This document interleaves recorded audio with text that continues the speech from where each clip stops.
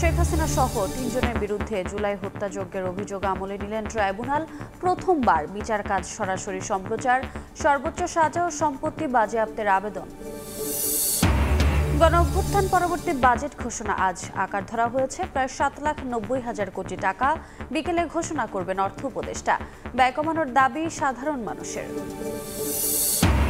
নতুন বাজেটে ভ্যাট শুল্ক বাড়বে অন্তত ২০০ পণ্যে। নিত্যপণ্যের দামে স্বস্তি দিতে থাকবে শুল্ক ছাড়। ৩.৫ লাখ টাকাতেই অপরিবর্তিত করমুক্ত আয়সীমা। বিচার চাইতে গেলে আটকে রেখে নির্যাতন, অভিযোগের পাহাড়। ক্যান্টনমেন্ট থানার ওসি আলিমের বিরুদ্ধে সব জেনেও নির্বিকার প্রশাসন। এবং নিষেধাজ্ঞার ৪৬ দিন কেটে গেলেও মেলেনি সরকারি খাদ্য সহায়তা। অভাব অনটনে দিন কাটছে দক্ষিণাঞ্চলের হাজার হাজার জেলের। অভিযোগ স্বীকার বিভাগীয় মৎস্য কর্মকর্তার।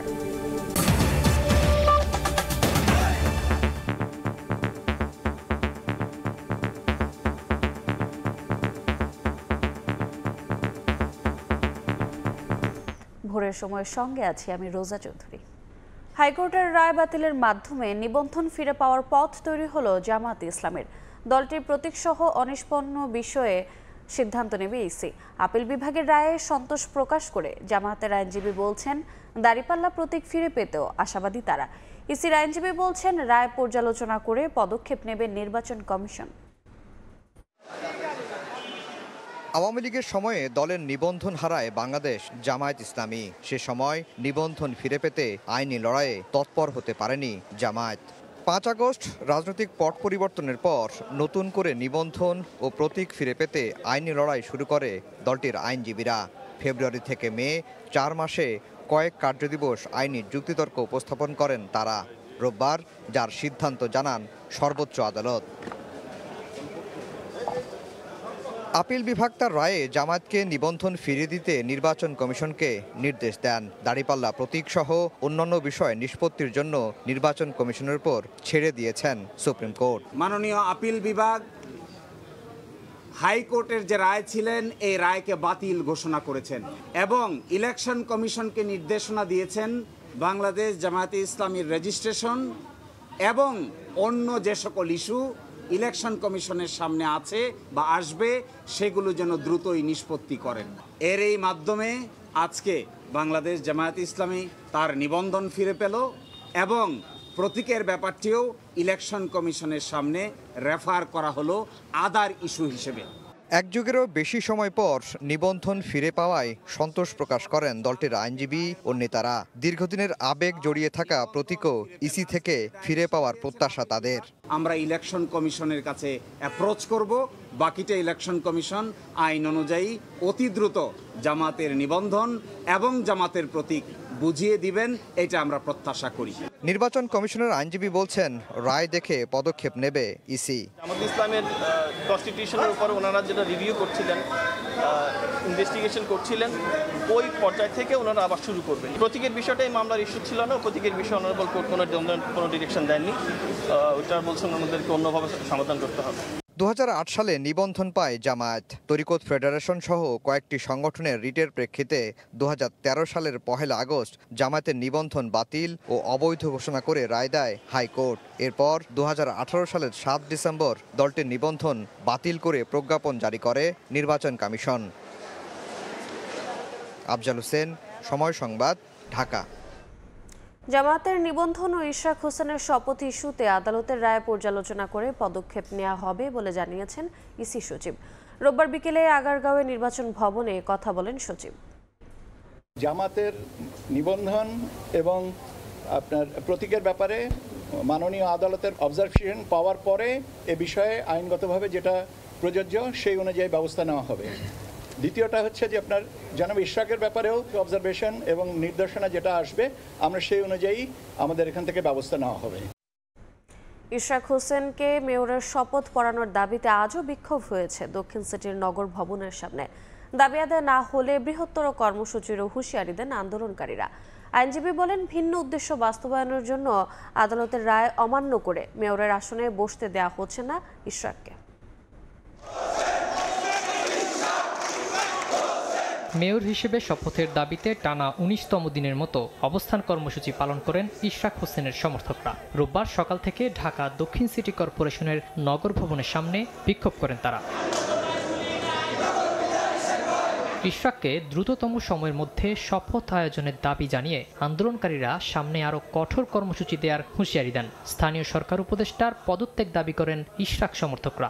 আগামী 2 দিনের ভিতরে বা 1 দিনের ভিতরে যদি ইশরাক হোসেনকে যদি শপথ না পড়ায়, আমরা সম্মিলিতভাবে পুরো দেশে আমরা ইনশাল্লাহ এই আন্দোলন গড়ে তুলব। এই সরকার কোনো কথাই তারা গুরুত্ব দিচ্ছে না। আজকে ঢাকারবাসী অস্থির হয়ে গেছে। সরকার ইতিমধ্যে যে টালবাহানা শুরু করেছে তাকে নিয়ে, তাতে আমরা আগামী যে নির্বাচন সেটা নিয়ে আমরা সংশয়ে আছি। ফ্যাসিস্ট সরকারে বিদায় করে আবার যদি আমাদের দাবি করতে হয়, তাহলে মনে হচ্ছে যেন আমরা আবার সেই পেশিবাদের দিকে আমরা এগিয়ে যাচ্ছি। ইশরাকের শপথ নিয়ে গড়িমসির পেছনে রাজনৈতিক হীন উদ্দেশ্য থাকতে পারে বলে মনে করেন তার আইনজীবী। দুইটা কারণ থাকতে পারে। রাজনৈতিক মোটিভ, এক ইশরাক সাহেবকে শপথ দিবে না, আরেকটা মোটিভ হতে পারে নির্বাচন কমিশনকে কিছুটা বিতর্কিত করা। ইশরাক হোসেনের শপথ আয়োজন না করে এই সরকার ফ্যাসিবাদী আচরণ করছে বলেও মন্তব্য করেন আইনজীবী। সাখাওয়াত হোসেন শাহ, সময় সংবাদ, ঢাকা। নির্বাচন দিলে সসম্মানে বিদায় নিতে পারবেন প্রধান উপদেষ্টা। দেরি করলে ষড়যন্ত্রের মুখে পড়ে অনুষ্ঠিত হয়ে যাবে ভোট। তাই ন্যূনতম ঐকমত্যের ভিত্তিতে অন্তর্বর্তী সরকারকে নির্বাচনমুখী হওয়ার আহ্বান জানিয়েছেন বিএনপি নেতারা। নির্বাচনী রোডম্যাপ ঘোষণা না করে দফায় দফায় আলোচনার উদ্যোগে হতাশা জানান তারা। এছাড়া বিদেশে বিএনপিকে নিয়ে মিথ্যাচার করার অভিযোগ তুলেছেন নেতারা। বিএনপির প্রতিষ্ঠাতা ও সাবেক রাষ্ট্রপতি জিয়াউর রহমানের ৪৪তম মৃত্যুবার্ষিকী উপলক্ষে জাতীয় প্রেস ক্লাবে আলোচনা সভার আয়োজন করে বাংলাদেশ সম্মিলিত পেশাজীবী পরিষদ। এতে যোগ দিয়ে নির্বাচন প্রসঙ্গে কথা বলেন বিএনপির জ্যেষ্ঠ নেতারা। ডিসেম্বরে শুধু একটি দল নির্বাচন চায়। প্রধান উপদেষ্টার এমন মন্তব্যের সমালোচনা করে তারা বলেন, জাতিকে দ্বিধা বিভক্ত করছেন ডক্টর ইউনূস। আপনার উপরে যেখানে আমাদের এত বড় বিশ্বাস, আপনি কেন দেশের জনগণকে বা বিদেশের নাগরিকদের আপনারা কেন ভুল পথে পরিচালিত করবেন? কেনই বা আমাদের মধ্যে একটা বিভ্রান্তি সৃষ্টি করবেন? ডিসেম্বরের মধ্যে নির্বাচন দিলে আপনার সম্মানের সাথে একটি নির্বাচিত সরকারের কাছে ক্ষমতা দিয়ে আপনারা বিদায় নিতে পারেন। এর থেকে যদি বিলম্ব হয়, আপনারা এমন সব ষড়যন্ত্রের মোকাবেলা হবেন যে কখন নির্বাচন হয় আমরা অনিশ্চিত। পতিত পলায়নকৃত স্বৈরাচারের দোসরদেরকে নিয়ে বসে আছেন, যার জন্যই আজকে বিচারও হচ্ছে না, বিচার প্রলম্বিত হচ্ছে। আমরা প্রাণপণ জাতীয় প্রেস ক্লাবে আলাদা অনুষ্ঠানে স্থায়ী কমিটির আরেক সদস্য হাফিজউদ্দিন আহমেদ বলেন, বিদেশ গিয়ে বিএনপি নিয়ে মিথ্যাচার করেছেন প্রধান উপদেষ্টা। এটা কি সত্য? 42টি দল তার সামনে গিয়ে বলেছেন যে আমরা ডিসেম্বরের মধ্যে নির্বাচন চাই। আমার স্পষ্ট মনে আছে, আমাদের সামনেই তিনি বলেছেন ডিসেম্বর মাসে নির্বাচন হবে। 2-3 দিন পরে এটা পরিবর্তন হয়ে গেল। মানবিক করিডোরের নামে দেশকে যুদ্ধের দিকে ঠেলে দেওয়ার তীব্র প্রতিবাদ জানান বিএনপি নেতারা। এটি আপনাদের জন্য সম্মানজনক নয়। শাতিলা শারমিন, সময় সংবাদ, ঢাকা। বিলম্ব নয়, বরং ডিসেম্বরের মধ্যেই নির্বাচন দিয়ে রাষ্ট্র ক্ষমতা হস্তান্তর করতে অন্তর্বর্তী সরকারের প্রতি আহ্বান জানিয়েছেন বিএনপি চেয়ারপারসনের উপদেষ্টা জয়নুল আবদিন ফারুক। সাবেক রাষ্ট্রপতি জিয়াউর রহমানের ৪৪তম শাহাদাত বার্ষিকী উপলক্ষে নারায়ণগঞ্জের সিদ্ধিরগঞ্জে এক আলোচনা সভা ও দোয়া মাহফিলে তিনি এ আহ্বান জানান। একটি নতুন দলকে প্রতিষ্ঠিত করতে দেশে গভীর ষড়যন্ত্র চলছে উল্লেখ করেন জয়নুল আবদিন ফারুক। নির্বাচনের তারিখ ঘোষণা না করে বারবার বিলম্বিত করায় সরকারের স্বচ্ছতা নিয়েও প্রশ্ন তোলেন বিএনপির চেয়ারপারসনের উপদেষ্টা। নির্বাচনকে প্রলম্বিত করার আর কোনো সময় নাই। আপনাকে ডিসেম্বরের মধ্যেই বাংলাদেশের সার্বিক অবস্থার কারণে সংসদের হাতে ক্ষমতা দেওয়ার যেই দলে ক্ষমতা আসুক, এই সরকার তারা গঠন করে ক্ষমতায় যাবে। প্রধান উপদেষ্টা বলেছেন, স্বৈরাচারী সরকারের সীমাহীন দুর্নীতি আর দুঃশাসনের কারণে পিছু হটেছে বড় বিদেশি বিনিয়োগকারীরা।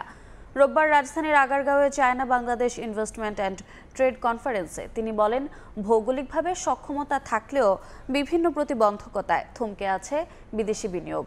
বাংলাদেশ ইতিবাচক পরিবর্তনের মধ্য দিয়ে যাচ্ছে উল্লেখ করে ডক্টর ইউনূস বলেন, বিনিয়োগকারীদের শ্রম সহায়তা দিতে তৈরি আছে দেশের যুব সমাজ। অন্তর্বর্তী সরকারের দায়িত্ব গ্রহণের পর গেল মার্চে চীন সফরে যান প্রধান উপদেষ্টা ডক্টর মোহাম্মদ ইউনূস। ওই সফরের মূল লক্ষ্যই ছিল বাংলাদেশে চীনা বিনিয়োগকারীদের আকৃষ্ট করা। 2 মাসের মাথায় 200 বিনিয়োগকারীর দল নিয়ে বেইজিং থেকে ঢাকায় হাজির চীনের বাণিজ্যমন্ত্রী ওয়াং ওয়েনতাও। দ্রুত পদক্ষেপ প্রসঙ্গে প্রধান উপদেষ্টা বলেন, বাংলাদেশের ভৌগোলিক অবস্থান আর সস্তা শ্রম বিবেচনায় এমন হওয়াটাই স্বাভাবিক। এতদিন তা হয়নি সীমাহীন দুর্নীতি আর স্বৈরাচারী সরকারের দুঃশাসনের কারণে।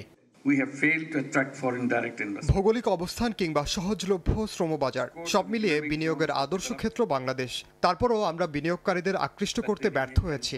ইকোনমিক জোন খালি পড়ে আছে, মানুষ সেখানে গরু ছাগল পালন করে। বিগত দশক জুড়ে সীমাহীন দুর্নীতি, দুঃশাসন আর স্বৈরাচার শাসকের কারণে অনেক সম্ভাবনাময় বিনিয়োগকারী দেশ ছেড়েছে। দেশের অর্থনৈতিক টেকসই উন্নয়নে বিডা আর বেজাকে ঢেলে সাজিয়েছে অন্তর্বর্তী সরকার। তাই নতুন বাংলাদেশের সাক্ষী হতে চীনা ব্যবসায়ীদের প্রতি আহ্বান জানান ডক্টর ইউনূস। জুলাই আন্দোলনের পর অনেক সমস্যাই কেটে গেছে। এখন বিনিয়োগ বান্ধব একটি পরিবেশ তৈরির চেষ্টা অব্যাহত রয়েছে। আমরা চাই আপনারা আমাদের এই পরিবর্তনের ইতিহাসের সাক্ষী হন। বন্ধুত্বের 50 বছরে 2 দেশের বাণিজ্য ও বিনিয়োগ সম্পর্ক উন্নয়নে এই কনফারেন্স যৌথভাবে আয়োজন করেছে বিডা ও বেজা। জুম্মান সাদিক, জ্যাভলিন, সময় সংবাদ, ঢাকা। চাঁদপুরে অর্থনৈতিক অঞ্চল প্রতিষ্ঠায় বাংলাদেশ চীনের মধ্যে সমঝোতা স্মারক সই হয়েছে। চীনের বিনিয়োগের দিকে ঝুঁকলে যুক্তরাষ্ট্রের শুল্ক রোষানলে পড়ার আশঙ্কা কতটুকু? এমন প্রশ্নে বিডা চেয়ারম্যান বলেন, বিনিয়োগের সঙ্গে রাজনীতির কোনো সম্পর্ক নেই এবং ভবিষ্যতেও এর প্রভাব পড়বে না। চীন বাংলাদেশ বিনিয়োগ ও বাণিজ্য সম্মেলনে চাঁদপুর অর্থনৈতিক অঞ্চল প্রতিষ্ঠায় বাংলাদেশ ও চীনের মধ্যে সমঝোতা স্মারক স্বাক্ষর হয়েছে। 3000 একরের এই প্রকল্প বাস্তবায়নে সময় লাগবে 3 থেকে 5 বছর। দেশের বিভিন্ন অঞ্চলে আরও অর্থনৈতিক অঞ্চল করার পরিকল্পনা রয়েছে তাদের। তার সাথে অনেক ব্যবসায়ী এসেছেন। এই অনুষ্ঠানে বিডার ও বেজার নির্বাহী চেয়ারম্যান আশিক চৌধুরী বলেন, ভিনদেশ থেকে বিনিয়োগ আনতে পারলে মজবুত হবে দ্বিপাক্ষিক সম্পর্ক। চীনের বিনিয়োগ যথাযথভাবে কাজে লাগানোর পরিকল্পনা করছে বাংলাদেশ সরকার। আমরা যদি বিভিন্ন দেশ থেকে একই সাথে বৈদেশিক বিনিয়োগকে নিয়ে আসতে পারি, সেক্ষেত্রে আমার ধারণা যে দ্বিপাক্ষিক সম্পর্কটা আরও শক্ত হবে। এখানে রাষ্ট্রীয় নিরাপত্তার কোনো প্রশ্ন নেই। আগামীবার যারাই ক্ষমতায় আসুক, যখনই ক্ষমতায় আসুক, তাদের জন্য ইনভেস্টমেন্ট প্রমোট করাটা একটা প্রাইমারি এজেন্ডা হবে। সো আমরা যা ইনভেস্টমেন্ট প্রমোট করার কাজ করতে থাকবো, ওনারা ওই কাজটাকে কন্টিনিউ করবেন। চীনের বিনিয়োগের দিকে ঝুঁকলে যুক্তরাষ্ট্রের শুল্ক রোষানলে পড়ার আশঙ্কা কতটুকু? এই প্রশ্নের উত্তরে আশিক চৌধুরী বলেন, বিনিয়োগের সঙ্গে রাজনীতির কোনো সম্পর্ক নেই এবং ভবিষ্যতেও এর কোনো প্রভাব পড়বে না। আমাদের সাথে যুক্তরাষ্ট্রের তো এখনো দ্বিপাক্ষিক আলোচনা চলছে। সো এটার ফাইনাল আউটকাম কোথায় গিয়ে দাঁড়াবে এটা আমরা এখনো জানি না। সো আমরা আশাবাদী। তো তাদের প্রফিটেবিলিটি যখন বাড়বে তখন তো তারা ওভারঅল এমনিতেও দেশও উপকৃত হবে। সেই সেন্সে তারা আমাদেরকে আসলে কোঅপারেট করতে রাজি হয়েছে। বাংলাদেশ অর্থনৈতিক অঞ্চল কর্তৃপক্ষ এবং বাংলাদেশ বিনিয়োগ উন্নয়ন কর্তৃপক্ষের যৌথ আয়োজনে সোলার, টেক্সটাইল, মেটাল, কৃষি সহ বিভিন্ন খাতের 143টি কোম্পানির প্রায় 250 বিনিয়োগকারী অংশগ্রহণ করেন। তারা ভবিষ্যতে বাংলাদেশে বিভিন্ন খাতে বিনিয়োগের আগ্রহ প্রকাশ করেন। সাদিক হাসান ইমন, সময় সংবাদ, ঢাকা। ডক্টর ইউনূসের জাপান সফরে 418 মিলিয়ন ঋণ সহায়তার আশ্বাস পাওয়া গেছে। মাতারবাড়ি সহ দেশের বিভিন্ন প্রকল্পে বিনিয়োগ সহায়তার আশ্বাসও মিলেছে বলে জানিয়েছেন প্রেস সচিব শফিকুল আলম। সোমবার ঐকমত্য কমিশনের 2য় ধাপের বৈঠকে সংস্কার ও জুলাই সনদের বিষয়ে চূড়ান্ত পর্যায়ে উপনীত হওয়ার আশা প্রকাশ করেছেন উপপ্রেস সচিব আজাদ মজুমদার। অন্তর্বর্তী সরকারের প্রধান উপদেষ্টা ডক্টর মোহাম্মদ ইউনূসের জাপান সফরের বিস্তারিত তুলে ধরতে ফরেন সার্ভিস একাডেমিতে প্রেস উইংয়ের এই সংবাদ সম্মেলন। জাপানের মধ্যে যে প্রধান উপদেষ্টার জাপান সফর সফল হয়েছে দাবি করে প্রেস সচিব শফিকুল আলম বলেন, বাংলাদেশ জাপানের দ্বিপাক্ষিক সম্পর্ক আরও গভীর হবে। মাতারবাড়ি প্রকল্পে $29 মিলিয়ন প্রয়োজন, যার বড় অংশ বিনিয়োগ করবে জাপান। সফরে 418 মিলিয়ন মার্কিন ডলার সহায়তার আশ্বাস পেয়েছে বাংলাদেশ। 1 লাখ জনশক্তি রপ্তানিতে জাপান সম্মতি দিয়েছে বলেও জানান প্রেস সচিব।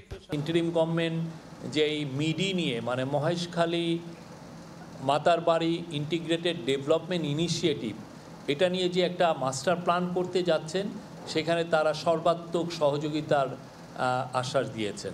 তারা $418 মিলিয়ন আমাদেরকে দিবে আশ্বাস জানিয়েছে। এটার এই সংক্রান্ত নোট এক্সচেঞ্জ হয়েছে। উপপ্রেস সচিব আজাদ মজুমদার জানান, সোমবার থেকে শুরু হওয়া জাতীয় ঐক্যমত্য কমিশনের দ্বিতীয় ধাপের বৈঠকে সংস্কার ও জুলাই সনদের বিষয়ে চূড়ান্ত পর্যায়ে উপনীত হওয়া যাবে। দ্বিতীয় দফায় আলোচনা শুরু করার জন্য সংস্কার প্রক্রিয়া নিয়ে আমাদের মাননীয় প্রধান উপদেষ্টা এই আলোচনার উদ্বোধন করবেন। আলোচনাটা এই ফরেন সার্ভিস একাডেমিতে শুরু হবে। এই আলোচনাটা শেষেই ওনারা জুলাই চার্টার যেটা নিয়ে কাজ করা হচ্ছে সেই বিষয়ে একটা সুস্পষ্ট ঘোষণা দিতে পারবেন। সংবাদ সম্মেলনে প্রেস উইং জানায়, প্রধান উপদেষ্টার ঘোষিত সময়ের বাইরে নির্বাচন যাওয়ার সুযোগ নেই। জুন 30 মানে 30 জুনের মধ্যে, এটা আগেও হতে পারে 30 জুনে, মানে এর বেশি যাবে না। শফিকুজ্জামান রুবেল, সময় সংবাদ, ঢাকা। ভোরের সময় আরও থাকছে। ঈদুল আজহাকে কেন্দ্র করে নৌপথের আগাম টিকিট বিক্রি শুরু, নেই যাত্রীচাপ, ফাঁকা কাউন্টার, শেষ মুহূর্তে ভিড় বাড়ার আশা। টিলা ধসে সিলেটে প্রাণ গেল একই পরিবারের 4 জনের। ভারী বর্ষণ, নৌযানের ঢলে বিপদসীমার উপরে বইছে সুরমা, কুশিয়ারা সহ উত্তর পূর্বের নদ নদীর পানি। ডুবেছে নিম্নাঞ্চল। পাহাড় ধসের শঙ্কায় বান্দরবান ও রাঙামাটিতে আশ্রয়কেন্দ্র খোলা হয়েছে। আগামী বুধবার পর্যন্ত বৃষ্টিপাত অব্যাহত থাকবে বলে জানিয়েছে আবহাওয়া অফিস। টানা বর্ষণ ও উজান থেকে নেমে আসা পাহাড়ি ঢলে পানি বেড়ে তলিয়েছে ঘরবাড়ি, রাস্তাঘাট। হাঁটু পানি মারিয়ে গন্তব্যে যেতে দুর্ভোগের শেষ নেই দুর্গতদের। অনেকের কাছে নৌকাই এখন ভরসা। সিলেটের সুরমা, কুশিয়ারা ও মনু নদীর পানি বিপদসীমার ওপর দিয়ে বইছে। গোয়ানঘাটে তলিয়ে গেছে নিম্নাঞ্চল। এতে পানিবন্দী হয়ে পড়েছেন গুচ্ছ গ্রামের বাসিন্দারা। অনেকে প্রয়োজনীয় জিনিসপত্র নিয়ে এলাকা ছাড়েন। আমার 3 বাচ্চা লই এখন বর্তমানে পানির মধ্যে আছি। আদাত পানি বাড়লে আমাদের সমস্যা হয়ে যাবে। বাইরেও তো আশ্রয়কেন্দ্র যখন আমরা তো বাড়ি গরু নাই। শনিবার রাতে প্রবল বৃষ্টিপাতে গোলাপগঞ্জ উপজেলার লক্ষণাবাদ ইউনিয়নের বখতিয়ার ঘাট গ্রামে আধাপাকা ঘরের উপর টিলা ধসে পড়ে। এতে মাটির নিচে চাপা পড়ে মারা যায় 2 শিশুসহ একই পরিবারের 4 জন। মৌলভীবাজারের মনু ও ধলাই নদীর পানি অস্বাভাবিকভাবে বৃদ্ধি পাচ্ছে। সদর উপজেলার বর্ষিজোড়া আশ্রয়ণ প্রকল্প তলিয়ে যাওয়ায় দুর্ভোগে পড়েছেন বাসিন্দারা। টানা বৃষ্টিতে হবিগঞ্জ শহরে জলবদ্ধতার সৃষ্টি হয়েছে। তলিয়ে গেছে পানি উন্নয়ন ভবন, জেলা প্রশাসক ও পুলিশ সুপারের বাসভবনের সামনের সড়ক। টানা বর্ষণে ভারতের উজান থেকে নেমে আসা পাহাড়ি ঢলে ব্রাহ্মণবাড়িয়ার আখাউড়া উপজেলার নিম্নাঞ্চলের অন্তত 10টি গ্রাম প্লাবিত হয়েছে। তলিয়ে গেছে আখাউড়া স্থলবন্দর সড়ক। ভারী বর্ষণে পার্বত্য জেলা রাঙামাটিতে পাহাড় ধসের শঙ্কা দেখা দিয়েছে। ঝুঁকিতে বসবাসকারীদের আশ্রয় কেন্দ্রে যাওয়ার নির্দেশ দিয়েছে জেলা প্রশাসন। সদর উপজেলায় 26টি আশ্রয় কেন্দ্রের মধ্যে 2টিতে 141 জন অবস্থান করছেন। অব্যাহত ভারী বর্ষণে পাহাড় ধসের শঙ্কায় বান্দরবানে বাসিন্দাদের নিরাপদ আশ্রয়ে যেতে মাইকিং করা হয়েছে। প্রস্তুত করা হয়েছে 220টি অস্থায়ী আশ্রয় কেন্দ্র। অতিবৃষ্টিতে খাগড়াছড়ি সদর উপজেলার নেন্সিবাজার, মহালছড়ির ধুমনিঘাট ও ভুয়াছড়ির রাজশাহী টিলা এলাকায় সড়কে পাহাড় ধসে পড়ে। তাৎক্ষণিকভাবে সেনাবাহিনী ও ফায়ার সার্ভিস কর্মীরা কাজ করায় স্বাভাবিক হয় যান চলাচল। দক্ষিণ পশ্চিম মৌসুমী বায়ু সক্রিয় থাকায় ঋতুচক্রের কারণে ঢাকাসহ বিভিন্ন অঞ্চলে ভারী থেকে অতি ভারী বর্ষণ হতে পারে বলে জানিয়েছে আবহাওয়া অধিদপ্তর। খাদিজা স্বপ্না, সময় সংবাদ।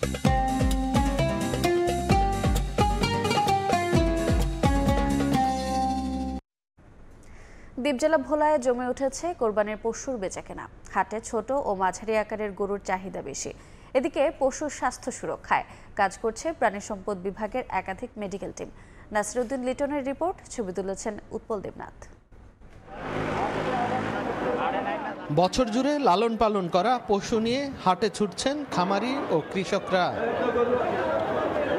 বৈরী আবহাওয়া উপেক্ষা করে ক্রেতা বিক্রেতার উপস্থিতিতে জমে উঠেছে দ্বীপ জেলা ভোলার পশুর হাটগুলো। প্রাণী সম্পদ বিভাগের তথ্য অনুযায়ী এবছর জেলায় 90,256টি পশুর চাহিদার বিপরীতে বাণিজ্যিক খামারে প্রস্তুত আছে 1,02,779টি পশু। হাটে ছোট বড় বিভিন্ন আকারের পশু উঠলেও ছোট ও মাঝারি আকারের পশুর চাহিদা তুলনামূলক বেশি। গরুর দাম একটু বেশি। একটা গরু মূলাইছি বলছে 85,000, আমি কইছি 67,000। 85,000 টাকা চাইছি, কাস্টমারে 67-68 কয়। সীমিত বাজেটের ভিতরে আর কি মনে করেন পছন্দ হলে আর কি আজকে কিনবো আর কি, আর যদি না হয় তাহলে মনে করেন আরো 88 1,30,000 গরু বেচন যাবে না, আমাকে খোর ভুসি এগুলোর দাম বেশি। পশুর স্বাস্থ্য সুরক্ষায় কাজ করছে প্রাণী সম্পদ বিভাগের মেডিকেল টিম। কোনো প্রকার স্টেরয়েডাল ড্রাগ এবং হরমোনাল ড্রাগ ব্যবহার না করে বা ব্যবহার করলে আমরা যদি লক্ষণভিত্তিক চিনতে পারি তাহলে আমরা আইনানুগ ব্যবস্থা নেব। জেলায় শতাধিক স্থায়ী ও অস্থায়ী পশুর হাট রয়েছে। নাসির উদ্দিন লিটন, সময় সংবাদ, ভোলা। রাজধানীতে ধীরে ধীরে জমে উঠছে কোরবানির পশুর হাট। গবাদি পশু নিয়ে দেশের বিভিন্ন প্রান্ত থেকে আসছেন ব্যাপারীরা। তবে এখনও কাঙ্ক্ষিত ক্রেতার দেখা নেই বলে দাবি ব্যবসায়ীদের। তবে 2-1 দিনের মধ্যে জমে ওঠার অপেক্ষায় ব্যবসায়ীরা। হাকডাকে সরগরম রাজধানীর পশুর হাটগুলো। পবিত্র ঈদুল আজহার বাকি আর মাত্র কয়েকদিন, তাই দেশের বিভিন্ন প্রান্ত থেকে রাজধানীর পশুর হাটগুলোতে ভিড় করছেন ব্যাপারীরা। এবারও ছোট থেকে মাঝারি আকারের গবাদি পশুর সংখ্যাই বেশি। গেল বছরের ছাগল কাণ্ডের পর লোক দেখানোর প্রতিযোগিতা না থাকায় বাড়তি দামের পশু বিক্রি নিয়ে শঙ্কায় ব্যাপারীরা। তবে চাহিদা কম থাকলেও বড় পশুর সংখ্যাও কম নয় হাটগুলোতে। আর দাম নিয়ে ক্রেতা বিক্রেতাদের মধ্যে আছে বিস্তর মতপার্থক্য। যে গরু বেচছে আমি 8 লাখ, সেই গরু বলতেছে 5 লাখ 4 লাখ। আমার কাছে মনে হচ্ছে এবার গরুর দামটা ভালো হবে। প্রচুর খরিদ্দার পাইছি, কিন্তু দাম কষানো শুধু দেখে দেখে চলে যাচ্ছে। গেল কয়েকদিন ধরে চলা বৈরী আবহাওয়ার প্রভাব পড়েছে পশুর হাটে। বৃষ্টির কারণে গবাদি পশু নিয়ে বিপাকে পড়েছেন ব্যাপারীরা। আমরা সুবিধা দিতে পারে না, যেমন ভালো লাগবে ভালো দিতে পারতেছে না। হাটের সমস্যা একটু ডোগা কমিটির সমস্যা বেশি। এদিকে ইজারাদাররা বলছেন ব্যাপারীদের সর্বোচ্চ সহায়তার চেষ্টা করছেন তারা, যাতে খামারি, ব্যাপারী কিংবা পশুর কোনো ক্ষতি না হয়। যারা বিভিন্ন জেলা থেকে গরু নিয়ে আসছে তাদের নিরাপত্তার স্বার্থে বা গরুর স্বার্থে আমরা পর্যাপ্তভাবে বালু সরবরাহ করছি এদেরকে। বিদ্যুতের লাইনের ব্যবস্থা করতেছি, শীঘ্রই সব ঠিক হয়ে যাবে ইনশাআল্লাহ। রাজধানীতে সাধারণত পশু কেনাকাটা জমে ঈদের 2-3 দিন আগে, তাই দেশের বিভিন্ন প্রান্ত থেকে প্রতিদিনই ট্রাকে ট্রাকে আসছে কোরবানির পশু। আল আমিন তুষার, সময় সংবাদ, ঢাকা। বছর ঘুরলেই যেখানে বড় অঙ্কের অর্থ বাড়িয়ে নতুন বাজেটের ঘোষণা দিয়ে আসছিল হাসিনা সরকার, সেখানে দেশের ইতিহাসে প্রথমবারের মতো আজ 2025-26 অর্থ বছরের জন্য বাজেটের আকার কমাতে যাচ্ছে বর্তমান অন্তর্বর্তী সরকার। জনগণকে স্বস্তি দিতে মূল্যস্ফীতির লাগাম টেনে ধরার চেষ্টায় বাজেটের আকার হবে 7,89,999 কোটি টাকা। প্রবৃদ্ধির লক্ষ্যমাত্রা ধরা হতে পারে 5.5%। ইয়ানুর সিফাতের রিপোর্ট। মূল্যস্ফীতির উচ্চ চাপ, বিনিয়োগ স্থবিরতা, কর্মসংস্থান সংকট, রাজস্ব ঘাটতিতে অর্থনীতি এখনো নানা অনিশ্চয়তায় ঘেরা। এর মাঝেই আগামী বছরের নভেম্বরে এলডিসি থেকে উত্তরণ ঘটবে বাংলাদেশের। এমন প্রেক্ষাপটে আসছে 2025-26 অর্থ বছরের বাজেট। জুলাই গণঅভ্যুত্থানে বিগত সরকার পতনের পর নতুন সময়ের নতুন বাজেট। সমতাভিত্তিক অর্থনীতির দর্শনে মূল্যস্ফীতির লাগাম টেনে ধরার চেষ্টায় আকার কমিয়ে হতে পারে 7,90,000 কোটি টাকা, যেখানে মূল্যস্ফীতি ধরা হতে পারে 6.5%, জিডিপি প্রবৃদ্ধি 5.5%। স্বাধীনতার পর এই প্রথম বাজেটের আকার আগের অর্থ বছরের তুলনায় কমছে। অর্থ বছরের শেষ মাস জুনের প্রথম বৃহস্পতিবারকে বাজেট ঘোষণার জন্য বেছে নেওয়া হলেও এবার তাতেও ব্যতিক্রম। বেতার ও টেলিভিশনের পর্দায় অর্থ উপদেষ্টা ডক্টর সালেহ উদ্দিন আহমেদ বাজেট ঘোষণা করছেন 2 জুন সোমবার বিকেল 3টায়। তার আগে উপদেষ্টা পরিষদের বৈঠকে পাশ হবে 2025-26 অর্থ বছরের বাজেট। রেয়াজ অনুযায়ী থাকবে বাজেটোত্তর সংবাদ সম্মেলনও। রাজস্ব আদায়ের সিংহভাগ অর্থের যোগান দেয় জাতীয় রাজস্ব বোর্ড এনবিআর। নতুন অর্থ বছরে সংস্থাটির লক্ষ্যমাত্রা ধরা হতে পারে প্রায় 5 লাখ কোটি টাকা। ঘাটতি পূরণে আগের মতোই বিদেশি উৎসর চেয়ে ব্যাংক ঋণেই থাকছে নির্ভরতা। সব মিলিয়ে ঘাটতি হতে পারে জিডিপির 4% মতো। ইয়ানুর সিফাত, সময় সংবাদ, ঢাকা। বাজেটের জটিল হিসাব নিকাশ বোঝেন না সাধারণ মানুষ। তাদের প্রত্যাশা যাপিত জীবনের ব্যয় যেন কমে আসে।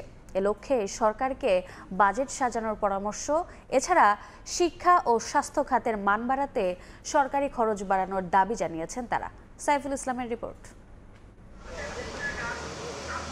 নরসিংদী থেকে রাজধানীতে প্রতিদিন সকালে রিক্সা চালাতে আসেন খলিল মিয়া। দৈনিক 5 থেকে 600 টাকা আয় শেষে রেলযোগে ফিরে যান পরিবারের কাছে। তিনি বোঝেন না বাজেট, জিডিপি প্রবৃদ্ধি কিংবা মূল্যস্ফীতি, তবে জানেন বাজারে গিয়ে পকেটে হাত দিলে মিলে না চাহিদা মতো পণ্য কেনার খরচ।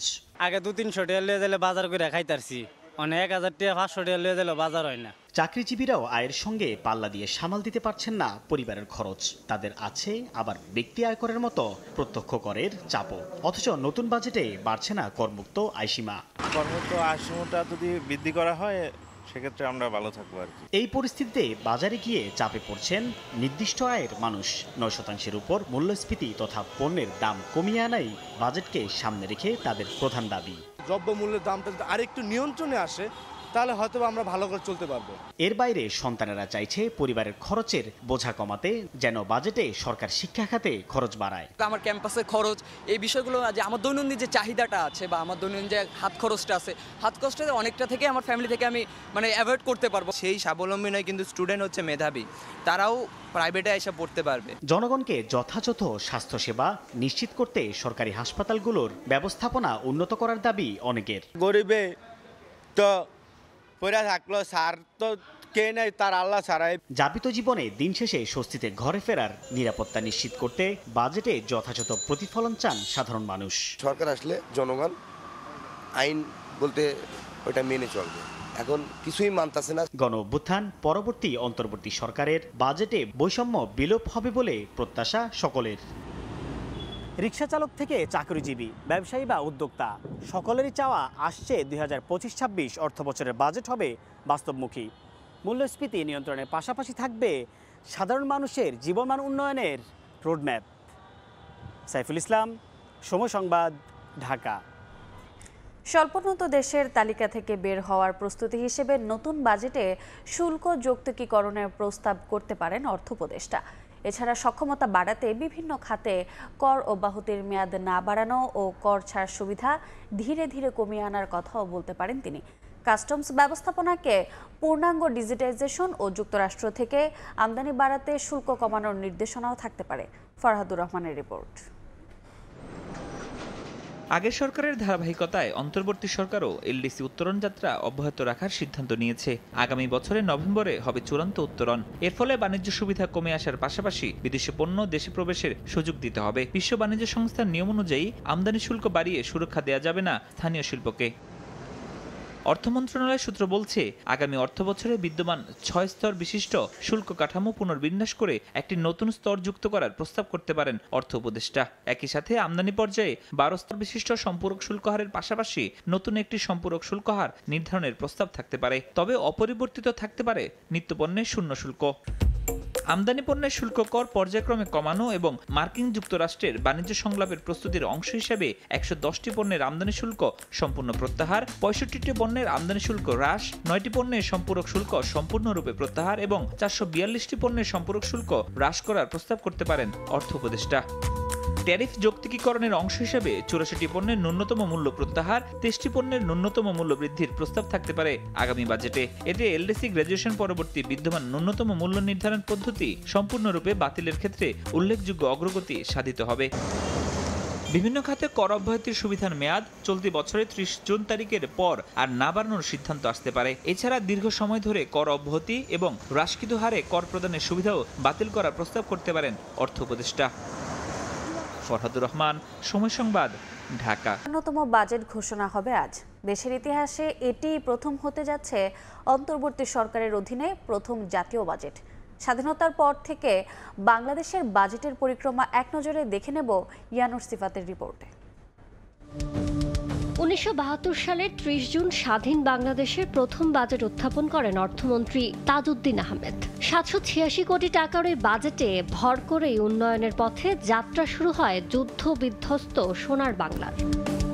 তাজউদ্দিন আহমেদ, ডক্টর এ.আর. মল্লিক, সামরিক শাসক জিয়াউর রহমান আর মির্জা নুরুল হুদার হাত ধরে 70-এর দশকেই বাজেটের আকার দাঁড়ায় 3,317 কোটি টাকায়। 80-র দশকে এম সাইফুর রহমান, আবুল মাল, Abdul Muhith, M Saiduzzaman, M A Munim R doctor Wahidul হকের হাতে 12,960 কোটি টাকা দাঁড়ায় বাজেটের আকার। বেগম খালেদা জিয়ার প্রথম দফার শাসন আমলে টানা 5 বার বাজেট উত্থাপন করেন অর্থমন্ত্রী এম সাইফুর রহমান। তার হাত ধরে বাজেটের আকার 23,000 কোটি টাকা ছাড়ায়। 1996 সালের 20 জুন অন্তর্বর্তীকালীন বাজেট ঘোষণা করেন বরেণ্য অর্থনীতিবিদ ডক্টর ওয়াহিদউদ্দিন মাহমুদ। কয়েকদিন পর শেখ হাসিনা সরকারের প্রথম বাজেট নিয়ে হাজির হন অর্থমন্ত্রী শাহ এএমএস কিবরিয়া। তার হাত ধরে 1999 সালের 10 জুন বাজেটের আকার 36,178 কোটি টাকা হয়। পরের 7 অর্থ বছরে আওয়ামী লীগ সরকারের অর্থমন্ত্রী শাহ এএমএস কিবরিয়া ও বিএনপি সরকারের অর্থমন্ত্রী সাইফুর রহমানের হাত ধরে 2006 সালের 8 জুন বাজেটের আকার হয় 69,740 লাখ টাকা। এরপর তত্ত্বাবধায়ক সরকারের আমলের 2 বছর ডক্টর এবি মির্জা আজিজুল ইসলামের হাত ধরে প্রায় 1 লাখ কোটি টাকায় ঠেকে বাজেটের আকার। দ্বিতীয় দফায় হাসিনা সরকার ক্ষমতা নেয়ার পর 2009 সালের 11 জুন দেশের ইতিহাসের লাখ টাকার বেশি বাজেট নিয়ে সংসদে আসেন অর্থমন্ত্রী আবুল মাল আব্দুল মুহিত। টানা 10 দফার বাজেট ঘোষণা করে রেকর্ড করা অর্থমন্ত্রী মুহিতের কর্মপরিকল্পনাতেই 4 লাখ কোটি টাকার গণ্ডি পার করে বাজেটের আকার। এরপর টানা 5 দফা বাজেট ঘোষণা করেন অর্থমন্ত্রী আহম মুস্তফা কামাল। তার হাতে বাজেটের আকার ছাড়া 7.5 লাখ কোটি টাকার গণ্ডি। তারপর গেল বছর 6 জুন 7,97,000 কোটি টাকার বাজেট ঘোষণা করেন অর্থমন্ত্রী আবুল হাসান মাহমুদ আলী। এবার আকার কমিয়ে মূল্যস্ফীতির লাগাম টেনে ধরার চেষ্টায় আজ বিকেল 3টায় বেতার ও টেলিভিশন ভাষণে 2025-26 অর্থ বছরের বাজেট ঘোষণা করবেন অন্তর্বর্তী সরকারের অর্থ উপদেষ্টা ডক্টর সালেউদ্দিন আহমেদ। ইয়ানুর শিফাত, সময় সংবাদ, ঢাকা। নির্মাণ থেকে শুরু করে শয্যা খরচের বোঝা চাপছে মানুষের কাঁধে। আরও ব্যয়বহুল হচ্ছে fridge, AC, washing machine, Blender, lipstick কিংবা ফেস ওয়াশ। কম দামে মিলবে না কিছুই। আসছে বাজেটে ভ্যাট শুল্ক বাড়ানো হচ্ছে অন্তত 200 পণ্যের। তবে নিত্যপণ্যের দামে মানুষকে স্বস্তি দিতে দেয়া হচ্ছে শুল্ক ছাড়। শুভ খানের রিপোর্ট। বাড়ি ঠিকঠাক করে নতুন অর্থ বছরে ভাবছেন সংসার সাজাবেন? তাহলে পরিকল্পনার সঙ্গে খরচের হিসাবটা মিলিয়ে নিন। বড়সড় খরচের চাপ আসছে গৃহ নির্মাণ কিংবা সজ্জায়। ক্লিংকার আমদানিতে শুল্ক বাড়ানোর প্রস্তাবে বাড়তে পারে সিমেন্টের দাম। 20% সুনির্দিষ্ট কর বসছে রড উৎপাদনে। দেশীয় রেফ্রিজারেটর, ফ্রিজার কিংবা এসি কিনতে পাবেন না স্বস্তি। ভ্যাট অব্যাহতি তুলে দেয়, বাড়বে দাম। 5% ভ্যাট আরোপে blender, juicer, mixer, electric kettle, iron, rice কুকারে যোগ হবে বাড়তি খরচ। দাম বাড়ছে ওয়াশিং মেশিন, মাইক্রো ও ইলেকট্রিক ওভেন আর এলপিজি সিলিন্ডারের। প্লাস্টিকের আসবাবপত্রে 7.5% থেকে ভ্যাট বাড়িয়ে করা হচ্ছে দ্বিগুণ। টেনশন কমাতে সিগারেট ফুঁকবেন, তাতে পকেট পুড়বে, কারণ বাড়বে সিগারেটের দাম। খরচের বোঝা মাথায় নিয়ে বাসায় ফিরে দেখবেন ভাত ঠান্ডা, গিন্নি গরম। কারণ আমদানিতে সর্বনিম্ন শুল্কায়ন মূল্য $20 থেকে $40 করায় বাড়ছে বিদেশি লিপস্টিক, ফেসওয়াশ সহ মেকআপ সরঞ্জামের দাম। ফ্রেশ হতে যাবেন, বাড়ছে ব্লেড ও সাবান শ্যাম্পুর দাম। সন্তানের হাতে খেলনা তুলে দিতেও বাড়তি খরচ হবে আপনার। বেশি দামে কিনতে হবে বিদেশি চকলেটও। এত সব খরচের হিসাব মেলাবেন? তাহলে শুনুন। বাড়তে পারে আমদানি করা বল পয়েন্ট কলমের দাম। মোবাইল ফোন উৎপাদনে কর হার বাড়িয়ে করা হচ্ছে 10%। এত চাপের মধ্যে আসছে বাজেটে খানিকটা স্বস্তি দিতে পারে দ্রব্যমূল্য। ধান, চাল, গম, আলু, কাঁচা চা পাতা সহ নিত্যপণ্য সরবরাহে কমতে পারে ব্যয়। দাম কমবে ভোজ্য তেলের। প্রতি টনে 500 টাকা কমতে পারে চিনির কাস্টমস শুল্ক। বিদেশি জুস ও কোমল পানীয় আমদানিতে সম্পূরক শুল্ক 150% থেকে 100% নামছে। গরমে স্বস্তি দিতে আইসক্রিমের সম্পূরক শুল্ক 10 থেকে নামছে 5%। গ্যাস সংকট কাটাতে এলএনজি আমদানিতে থাকছে না 15% ভ্যাট। মা ও শিশুর জন্য স্যানিটারি ন্যাপকিন, ডায়াপার ও প্যাকেটজাত তরল দুধে ভ্যাট থাকছে না। কৃষককে স্বস্তি দিতে কীটনাশকের কাঁচামাল আমদানিতে রাখা হচ্ছে না শুল্কভার। শর্ত সাপেক্ষে ভ্যাটমুক্ত থাকছে আইসিইউ, অ্যাম্বুলেন্স, হাইব্রিড ও ইলেকট্রিক গাড়ি উৎপাদন। কমতে পারে মাইক্রোবাস এবং 40 আসনের বাস আমদানিতে শুল্ক।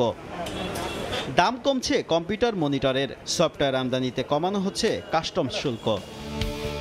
জীবন বাঁচাতে ক্যান্সারের ওষুধসহ কাঁচামাল আমদানিতে থাকছে না ভ্যাটের খরচ। দাম কমবে ইনসুলিনের। যাত্রী পরিবহনে ব্যবহৃত উড়োজাহাজের লিজ ভাড়ার ওপর ভ্যাট অব্যাহতি প্রদান করা হচ্ছে। শুভ খান, সময় সংবাদ, ঢাকা। স্বল্প আয়ের করযোগ্য জনগণের জন্য নেই স্বস্তি। ৩.৫ লাখ টাকাতেই অপরিবর্তিত থাকছে করমুক্ত আয়সীমা। তবে পরবর্তী বছরে তা বাড়িয়ে ৩,৭৫,০০০ করা হবে।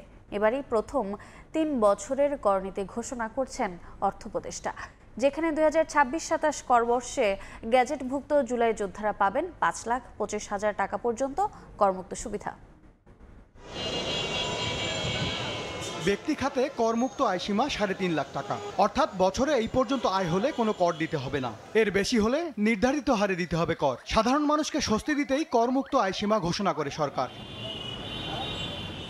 এনবিআর সূত্র বলছে ২০২৫-২৬ করবর্ষে অপরিবর্তিত থাকছে করমুক্ত আয়সীমা। তবে ধনীদের জন্য থাকতে পারে সর্বোচ্চ ৩০% কর বসানোর প্রস্তাব, যা এখন 25%। মূল্যস্ফীতি বিবেচনায় করমুক্ত আয়সীমা ৫ লাখ টাকা উন্নীত করার দাবি এলেও বাজেট পরবর্তী ২ করবর্ষে এই সীমা বাড়িয়ে করা হতে পারে ৩,৭৫,০০০ টাকা। গেজেটভুক্ত জুলাই যোদ্ধাদের জন্য এই সীমা হবে ৫,২৫,০০০ টাকা। নতুন করদাতাদের উৎসাহিত করতে ন্যূনতম করে ছাড় দিয়ে পরিমাণ হতে পারে ১,০০০ টাকা। তবে নিয়মিত করদাতাদের জন্য এলাকা ভেদে ন্যূনতম কর ৩,০০০ থেকে বাড়িয়ে ৫,০০০ টাকা করা হয়েছে। MS আরিফিন, সময় সংবাদ, ঢাকা। ২০২৫-২৬ অর্থ বছরের বার্ষিক উন্নয়ন কর্মসূচি এডিপিতে সর্বোচ্চ অগ্রাধিকার দেওয়া হয়েছে পরিবহন ও যোগাযোগ খাতকে। ২,৩০,০০০ কোটি টাকার মধ্যে খাতটি বরাদ্দ পেয়েছে প্রায় ৫৯,০০০ কোটি টাকা। দ্বিতীয় অবস্থানে বিদ্যুৎ ও জ্বালানি, আর তৃতীয়তে রয়েছে শিক্ষা।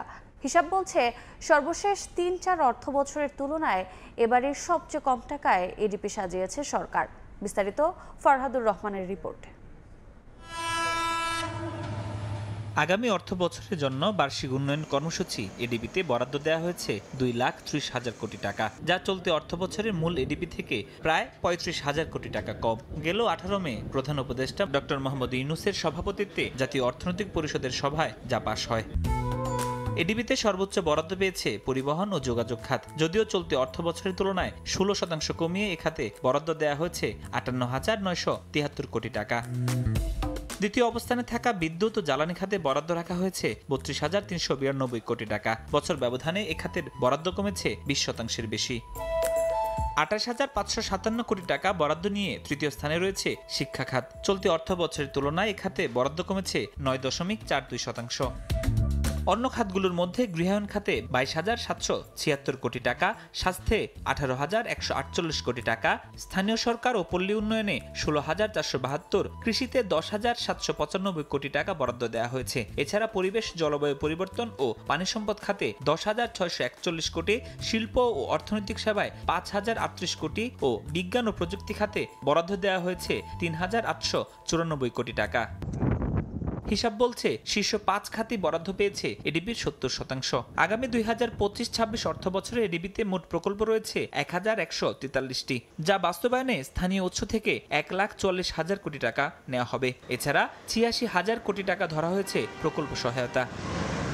ফরহাদুর রহমান, সময় সংবাদ, ঢাকা। ও $11 লাখ সন্দেহজনক লেনদেন এবং ৩৫ কোটি টাকার বেশি অবৈধ সম্পদ অর্জনের অভিযোগে সাবেক মন্ত্রী ইঞ্জিনিয়ার খন্দকার মোশাররফ হোসেনের বিরুদ্ধে মামলা করেছে দুদক। এদিন নগদে অভিযান চালিয়ে চাকরি দেওয়ার ক্ষেত্রে অসঙ্গতি পাওয়ায় প্রধান উপদেষ্টার আইসিটি বিষয়ক বিশেষ সহকারীর ব্যক্তিগত কর্মকর্তা আতিক মোর্শেদ ও তার স্ত্রী জাকিয়া সুলতানা জুঁইকে তলব করেছে দুদক। আওয়ামী লীগ সরকারের আমলে মন্ত্রী থাকাকালে শেখ হাসিনার বিআই ইঞ্জিনিয়ার খন্দকার মোশাররফ হোসেনের বিরুদ্ধে লুটপাট ও দুর্নীতির অভিযোগ ওঠে। ৫ আগস্ট রাজনৈতিক পট পরিবর্তনের পর অনুসন্ধানে নামে দুদক। মিলেছে অভিযোগের সত্যতাও।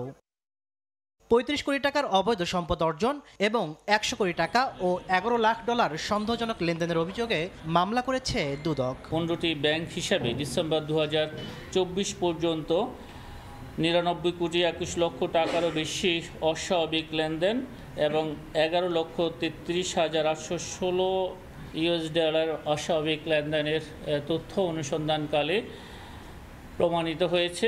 এদিন গত 2 মাসের বিল ভাউচারের মাধ্যমে প্রায় 150 কোটি টাকা আত্মসাতের অভিযোগে নগদের বনানী অফিসে অভিযান চালায় দুদক। এ সময় প্রধান উপদেষ্টার আইসিটি বিষয়ক বিশেষ সহকারী ফয়েজ আহমেদের ব্যক্তিগত কর্মকর্তা আতিক মোর্শেদের স্ত্রী জাকিয়া সুলতানা জুইকে নগদে নিয়োগের ক্ষেত্রে অনিয়মের প্রাথমিক সত্যতা পেয়েছে সংস্থাটি। প্রাথমিকভাবে স্ত্রীর যে নিয়োগের যে অভিযোগটা ওখানে কিছু সত্যতা পাওয়া গেছে। আর ভুয়া বিল ভাউচার বাবদ যে 150 কোটি টাকার যে আত্মসাতের অভিযোগটা, এটার এখনো আসলে অনেক কাগজপত্র সংগ্রহ করতে হবে এবং আমরা সেভাবে চাহিদাপত্র দিয়েছি। এদিকে এনআরবি গ্লোবাল ব্যাংক থেকে 100 কোটি টাকা আত্মসাতের অভিযোগে তমা ও ম্যাক্স গ্রুপের বিরুদ্ধে অনুসন্ধানে নেমেছে দুদক। তাসলিম তৌহিদ, সময় সংবাদ, ঢাকা। মাদারীপুরে 250 শয্যা বিশিষ্ট জেলা হাসপাতালে অভিযান চালিয়েছে দুর্নীতি দমন কমিশন। রোববার সকালে দুদক জেলা কার্যালয়ের সহকারী পরিচালক মোহাম্মদ আক্তারুজ্জামানের নেতৃত্বে 5 সদস্যের একটি দল হাসপাতালে অভিযান চালায়। কোটি টাকা ব্যয়ে কেনা 10 শয্যার আইসিইউ চালু না হওয়ায় বিষয়টি তদন্ত করে তারা। একই সঙ্গে সিটি স্ক্যান মেশিন বন্ধ, রোগীদের নিম্নমানের খাবার সরবরাহ ও ভাউচার না দিয়ে লাখ লাখ টাকার বিল তুলে নেওয়ার বিষয়টিও খতিয়ে দেখেন কর্মকর্তারা। বিভিন্ন নথিপত্র যাচাই বাছাই করেন কর্মকর্তারা, কথা বলেন সেবাগ্রহীতাদের সঙ্গেও। অনিয়মের বিষয়ে প্রধান কার্যালয়ে এক ভুক্তভোগীর লিখিত অভিযোগের প্রেক্ষিতে মাদারীপুর সদর হাসপাতালে অভিযান চালায় দুদক। ঈদযাত্রার দ্বিতীয় দিনে রেলপথে যাত্রী চাপ বাড়লেও কোনো রকম ভোগান্তি ছাড়াই রাজধানী ছাড়ছেন ঘরমুখো মানুষ। শিডিউল বিপর্যয় ছাড়াই কমলাপুর রেল স্টেশন ছেড়ে গেছে সব ট্রেন। সড়কপথেও মিলেছে স্বস্তির খবর। ঈদযাত্রা নির্বিঘ্ন হওয়ায় খুশি যাত্রীরা। উৎসব পার্বণে ঘরমুখো মানুষের এই ঢল চিরচেনা হলেও এবারের যাত্রা কিছুটা আলাদা বটে। কেননা গত ঈদের মতো এবারও লম্বা ছুটিতে ঢাকা ছাড়ছেন নগরবাসী। ঈদযাত্রার দ্বিতীয় দিনে রাজধানীর কমলাপুর রেলওয়ে স্টেশনে বেড়েছে যাত্রী চাপ। একদিকে পরিবারের সঙ্গে ঈদ করার আনন্দ, অন্যদিকে হাটে গিয়ে পছন্দের কোরবানির পশু কেনা। সব মিলিয়ে উচ্ছ্বাসের কমতি ছিল না যাত্রীদের মাঝে। ঈদযাত্রা এবারে মনে হচ্ছে যে সবার ভালোই হবে, আমাদেরও ভালোই হচ্ছে। গরু গ্রামে যাই কিনবো, 2 ভাই মিলে একসাথে হাটে যাবো ইনশাআল্লাহ। ভোগান্তি এড়াতে আগে ভাগেই পরিবারকে পাঠিয়ে দিচ্ছেন অনেকে। শিডিউল বিপর্যয় না থাকায় সবার চোখে মুখে ছিল স্বস্তির ছাপ। সাথে নিয়ে গেলে তো অনেক ভিড় হবে, তা আগেই রেখে আসতেছে আর কি। সরকার ছুটিটা একটু বাড়াই দিছে, এর জন্য আর কি রাশটা একটু কম হচ্ছে। ট্রেনের কোনো বিপর্যয় মনে হয় নাই, সবকিছু স্মুথ ছিল রাস্তাঘাটেও। সড়ক পথেও মিলেছে স্বস্তির খবর। কোরবানির হাট শুরু হলেও তেমন একটা জমে না ওঠায় সড়কে যানবাহনের চাপ নেই। নির্দিষ্ট সময়েই গন্তব্যে পৌঁছাতে পারছেন যাত্রীরা। তবে আগামী 4 জুন থেকে বাড়বে যাত্রী চাপ। রাস্তার পরে ফাঁকা আছে, যাত্রী যারা আসে খুব আরামে যাইতেছে। 4-5 তারিখে চাপটা বেশি এবং জ্যাম সময় মধ্যে পৌঁছতে পারছে, কোনো চাপ নাই রাস্তায় এখনো। এবারের ঈদযাত্রায় সড়ক ও মহাসড়কে যানজটপ্রবণ হিসেবে 149টি স্পট চিহ্নিত করেছে হাইওয়ে ও জেলা পুলিশ। তীব্র যানজটপূর্ণ সেই সড়ক এড়িয়ে বিকল্প পথ চালু রাখতে কাজ করছে মনিটরিং টিম ও মোবাইল কোর্ট। রায়দুল ইসলাম শুভ, সময় সংবাদ, ঢাকা। ঈদুল আজহাকে কেন্দ্র করে নৌপথের আগাম টিকিট বিক্রি চলছে। তবে পদ্মা সেতু হওয়ায় পাল্টে গেছে চিরচেনা সেই চিত্র। যাত্রীচাপ তেমন নেই, মোটামুটি ফাঁকা কাউন্টারগুলো। সুজয় দাসের তোলা ছবিতে বিস্তারিত অপূর রিপোর্টে। অনেকটাই শুনশান নীরবতা। বরিশালের বিভিন্ন লঞ্চ কাউন্টারে ঈদ ঘিরে নেই চিরচেনা সেই যাত্রী চাপ। 1 জুন থেকে লঞ্চের আগাম টিকিট বিক্রি চলছে। আগে আসলে আগে পাবার ভিত্তিতে যাত্রীরা টিকিট পেয়ে খুশি। সড়কপথের ঝক্কি ঝামেলা এড়াতে স্বাচ্ছন্দ্যে যাতায়াতে লঞ্চই পছন্দ অনেকের। বরিশাল থেকে ঢাকা বা ঢাকা থেকে বরিশালের এখনো লঞ্চ জার্নিটাই হচ্ছে মানে মোর কমফোর্টেবল এবং টিকিটও অ্যাভেলেবেল এখনো পর্যন্ত আছে। আমার পরিবার যেমন ঢাকা থেকে যাতায়াত করে, লঞ্চ ছাড়া তারা জার্নিতে কমফোর্ট ফিল করে না, যে কারণে আমি একটা লঞ্চে কেবিনে আসছিলাম, কেবিনে পেয়েছি। তবে লঞ্চ ব্যবসায়ীরা জানিয়েছেন পদ্মা সেতু চালু হওয়ার পর ভাটা পড়েছে নৌপথে। যাত্রী চাপ নেই জানিয়ে ব্যবসায়ে ধস চলছে বলে দাবি তাদের। তবে যাত্রী সেবায় সব ধরনের প্রস্তুতি সম্পূর্ণ বলছে বিআইডব্লিউটিএ। লঞ্চ আগামীতে কতটুকু চালায় রাখতে পারবো আমাদের এই প্রতিষ্ঠানগুলো, আমরা প্রত্যেকেই সবাই চিন্তিত। কোনো টিকিট যাতে কালোবাজারি না হয় এবং জনসাধারণ যেভাবে স্বাচ্ছন্দ্যে আসবে এবং তাদের চাহিদা মতো টিকিট পাবে, সে ব্যবস্থা আমরা যেভাবে দরকার সে ব্যবস্থা নিয়েছি। নিরাপত্তা আমাদের এখানে ইতিমধ্যেই নৌ পুলিশ তাদের ক্যাম্প করেছে পাশাপাশি আমাদের আনসার থাকবে। এদিকে ঈদের আগাম টিকিট বিক্রি চলছে বিলাসবহুল বাসের, তবে সাধারণ বাসে তাৎক্ষণিক টিকিট বিক্রি হবে জানিয়েছেন পরিবহন সংশ্লিষ্টরা। ঈদের সময় তো যাত্রী আমাদের সামাল দিতে কষ্ট হয়, অগ্রিম টিকিট দিলে গাড়ি আসতে লেট হয়, এই জন্য আমরা অগ্রিম টিকিট বন্ধ রাখছে। অতিরিক্ত ভাড়ায় টিকিট দেওয়া হবে না, সরকার নির্ধারিত ভাড়ায় টিকিট দেওয়া হবে এবং বাড়তি যে গাড়িগুলি আসবে সেই গাড়িগুলিকেও কন্ট্রোল করা হবে। বাস টার্মিনাল, লঞ্চঘাট সহ ঘরে ফেরা মানুষের নিরাপত্তায় তৎপরতা বাড়ানো হয়েছে বলছে আইন শৃঙ্খলা রক্ষাকারী বাহিনী। 24/7 আমরা তৎপর আছি যেন এই নগরবাসীকে যারা বাইরে থেকে আসবে এবং যারা এখানে বসবাস করে সবাইকে একটি সুন্দর, স্বাভাবিক বা নিরাপদ ঈদ আমরা উপহার দিতে পারি। ৩রা জুন থেকে 15ই জুন পর্যন্ত লঞ্চের বিশেষ সার্ভিস, আর চাহিদা অনুযায়ী প্রতিদিন চলবে 6 থেকে 10টি লঞ্চ। অপূর্ব অপু, সময় সংবাদ, বরিশাল। দেখছেন ভোরের সময়। মাছের প্রজনন ও বেড়ে ওঠা নিশ্চিতে বঙ্গোপসাগরে চলছে 58 দিনের মাছ শিকারে নিষেধাজ্ঞা। আপদকালীন এই সময়ে সরকার থেকে জেলেদের খাদ্য সহায়তার চাল বিতরণের কথা রয়েছে, কিন্তু 46 দিন কেটে গেলেও এখনও বহু জেলে সরকারি সহায়তা পাননি বলে অভিযোগ উঠেছে, অথচ ঈদের বাকি মাত্র 1 সপ্তাহ। বিস্তারিত অপূর্ব অপুর রিপোর্টে। দেশের সমুদ্রে চলছে 58 দিনের মাছ শিকারে নিষেধাজ্ঞা। বঙ্গোপসাগরে সামুদ্রিক মাছের প্রজনন নিশ্চিতে এবং জলজ জীববৈচিত্র্য রক্ষায় গত 15ই এপ্রিল শুরু হয়েছে এই নিষেধাজ্ঞা। শেষ হবে আগামী 11ই জুন। তবে এতে কর্মহীন হয়ে পড়েছেন উপকূলের অন্তত 1.5 লাখ জেলে। নিষেধাজ্ঞার 46 দিন কেটে গেলেও ভোলার হাজারো জেলেদের অভিযোগ 1 মাসেরও বেশি সময় কর্মহীন, কিন্তু তাদের পাশে কেউ না থাকায় অর্থাভাবে কাটছে দিন। চাইলটা বরাদ্দটা পাওয়ার কথা ছিল, এই বরাদ্দটা আমরা এখনো পাইনি। চাউলটা দিলে আমরা পরিবারকে নিয়ে একটু শান্তিতে খাইতে পারতাম। এখনো খাদ্য সহায়তা পাননি বরগুনার শত শত জেলে। এতে অভাব অনটনে দিন কাটছে তাদের। এ অবস্থায় কোরবানির ঈদ আনন্দ নেই জেলেদের। চাউল নাই, কিস্তিতে তারি নিয়া খাওয়ান নিয়া খামুজে হইয়া কিছু নাই, কোরবানিতে মুখি দিয়ে আমাকে যদি সরকার কিছু চাল পথ দিত দিলে তো একটু ভালো হতো। পটুয়াখালীর জেলেদের অভিযোগ, নিষেধাজ্ঞার শেষে চাল দেওয়া হলে তা কোনো উপকারে আসবে না। সময় মতো চাল দেয় না, অবরোধ চলে গেছে, আমরা এখনো চাল পাইনি। অবরোধের সময় আমরা ঘরে বসেছিলাম। চাল টাল এখনো দেয় নাই আমাকে, বেকার বই রয়েছে, আমাকে কামাই বাণিজ্য নাই। চাল বিতরণ সব জায়গায় সম্পূর্ণ হয়নি স্বীকার করে বিভাগীয় মৎস্য কর্মকর্তার দাবি, দ্রুত সমুদ্রগামী সকল জেলেদের হাতে পৌঁছে যাবে সরকারি সহায়তা। খাদ্য সহায়তা এসেছে এবং এর কার্যক্রম ইতিমধ্যে শুরু হয়েছে এবং আমাদের নির্দেশনা আছে যে ঈদের আগেই এই চালটা বিতরণ করে দেওয়ার জন্য। ভোলার 63,954 জন সমুদ্রগামী জেলে পরিবার অনুকূলে এটাও অলরেডি ডিও জারি হয়েছে, এটা খুব শীঘ্রই তাদের মধ্যে বিতরণ শুরু হবে। বরিশাল বিভাগে সমুদ্রে মাছ শিকার করা জেলে রয়েছেন প্রায় 1,45,000 জন। অপূর্ব অপু, সময় সংবাদ, বরিশাল। প্রতিবেশী দেশ থেকে চোরাই পথে আসা গলদা চিংড়ির রেণু আর সমুদ্র থেকে অবৈধভাবে শিকার করা পোনার দৌড়াতে পথে বসার উপক্রম দেশীয় হ্যাচারির খামারিদের। সস্তা দামে নিম্নমানের এসব রেণু কেনায় আধুনিক প্রযুক্তিতে উৎপাদিত মানসম্পন্ন রেণু বিক্রি হচ্ছে না। এতে লোকসানের মুখে পড়েছে দেশীয় হ্যাচারিগুলো। পাশাপাশি নিম্নমানের পোনার কারণে কম উৎপাদনে হুমকির মুখে দেশের গলদা চিংড়ি শিল্প। বিস্তারিত শিকদার জাবির হোসেনের রিপোর্টে, ক্যামেরায় ছিলেন তৌকিব পেদা। একসময় দেশের গলদা চিংড়ি রপ্তানি আয়ের বড় অংশ আসত উপকূলীয় অঞ্চলের হ্যাচারি ও খামারগুলো থেকে, কিন্তু এখন সেই শিল্পটি টিকে থাকার লড়াইয়ে। সমুদ্র থেকে অবৈধভাবে রেণু শিকার ও প্রতিবেশী দেশ থেকে চোরাই পথে আসা নিম্নমানের রেণুর সহজলভ্যতার কারণেই এমন দশা। ইন্ডিয়ান যে পোনাগুলো আসতেছে ছোপার বলে আমাদের দেশে আসার কারণে আমরা পোনাগুলো বিক্রি করতে পারতেছি না। থানার সামনে বেচা বিক্রি হয়, কোস্টগার্ড থাকে, তাদের সামনে অহরহর বেচাকেনি হয়, তারা কিছু বলছে না। সরকার অনুমোদিত হ্যাচারিগুলোতে আন্তর্জাতিক মান বজায় রেখে উন্নত প্রযুক্তিতে উৎপাদিত হচ্ছে গলদা চিংড়ির রেণু, কিন্তু সেই রেণুর ক্রেতা নেই বললেই চলে। বাজার দখল করে ফেলেছে ভারত থেকে চোরাই পথে আসা সস্তা কিন্তু নিম্নমানের রেণু। বাজারে ইন্ডিয়ান পোনা আসতেছে অবাধে, সেগুলা কেউ এটা নিষেধ করতেছে না। প্রায় 1 কোটি মাছ বর্তমান বেচার উপযুক্ত, কিন্তু আমরা বেচতে পারতেছি না। এদিকে পটুয়াখালী, বরগুনা ও ভোলা সহ উপকূল জুড়ে চলছে মশারি জাল দিয়ে অবৈধ রেণু শিকার। এতে চিংড়ির সঙ্গে ধ্বংস হচ্ছে অন্যান্য সামুদ্রিক মাছের পোনা ও ডিম। হুমকির মুখে পড়েছে সামুদ্রিক জীববৈচিত্র্য। বাংলাদেশ ফিশারিজ রিসার্চ ইনস্টিটিউটের তথ্য অনুযায়ী 2024 সালে দেশে গলদা চিংড়ির উৎপাদন কমেছে 15%, আর রপ্তানি কমেছে 20%।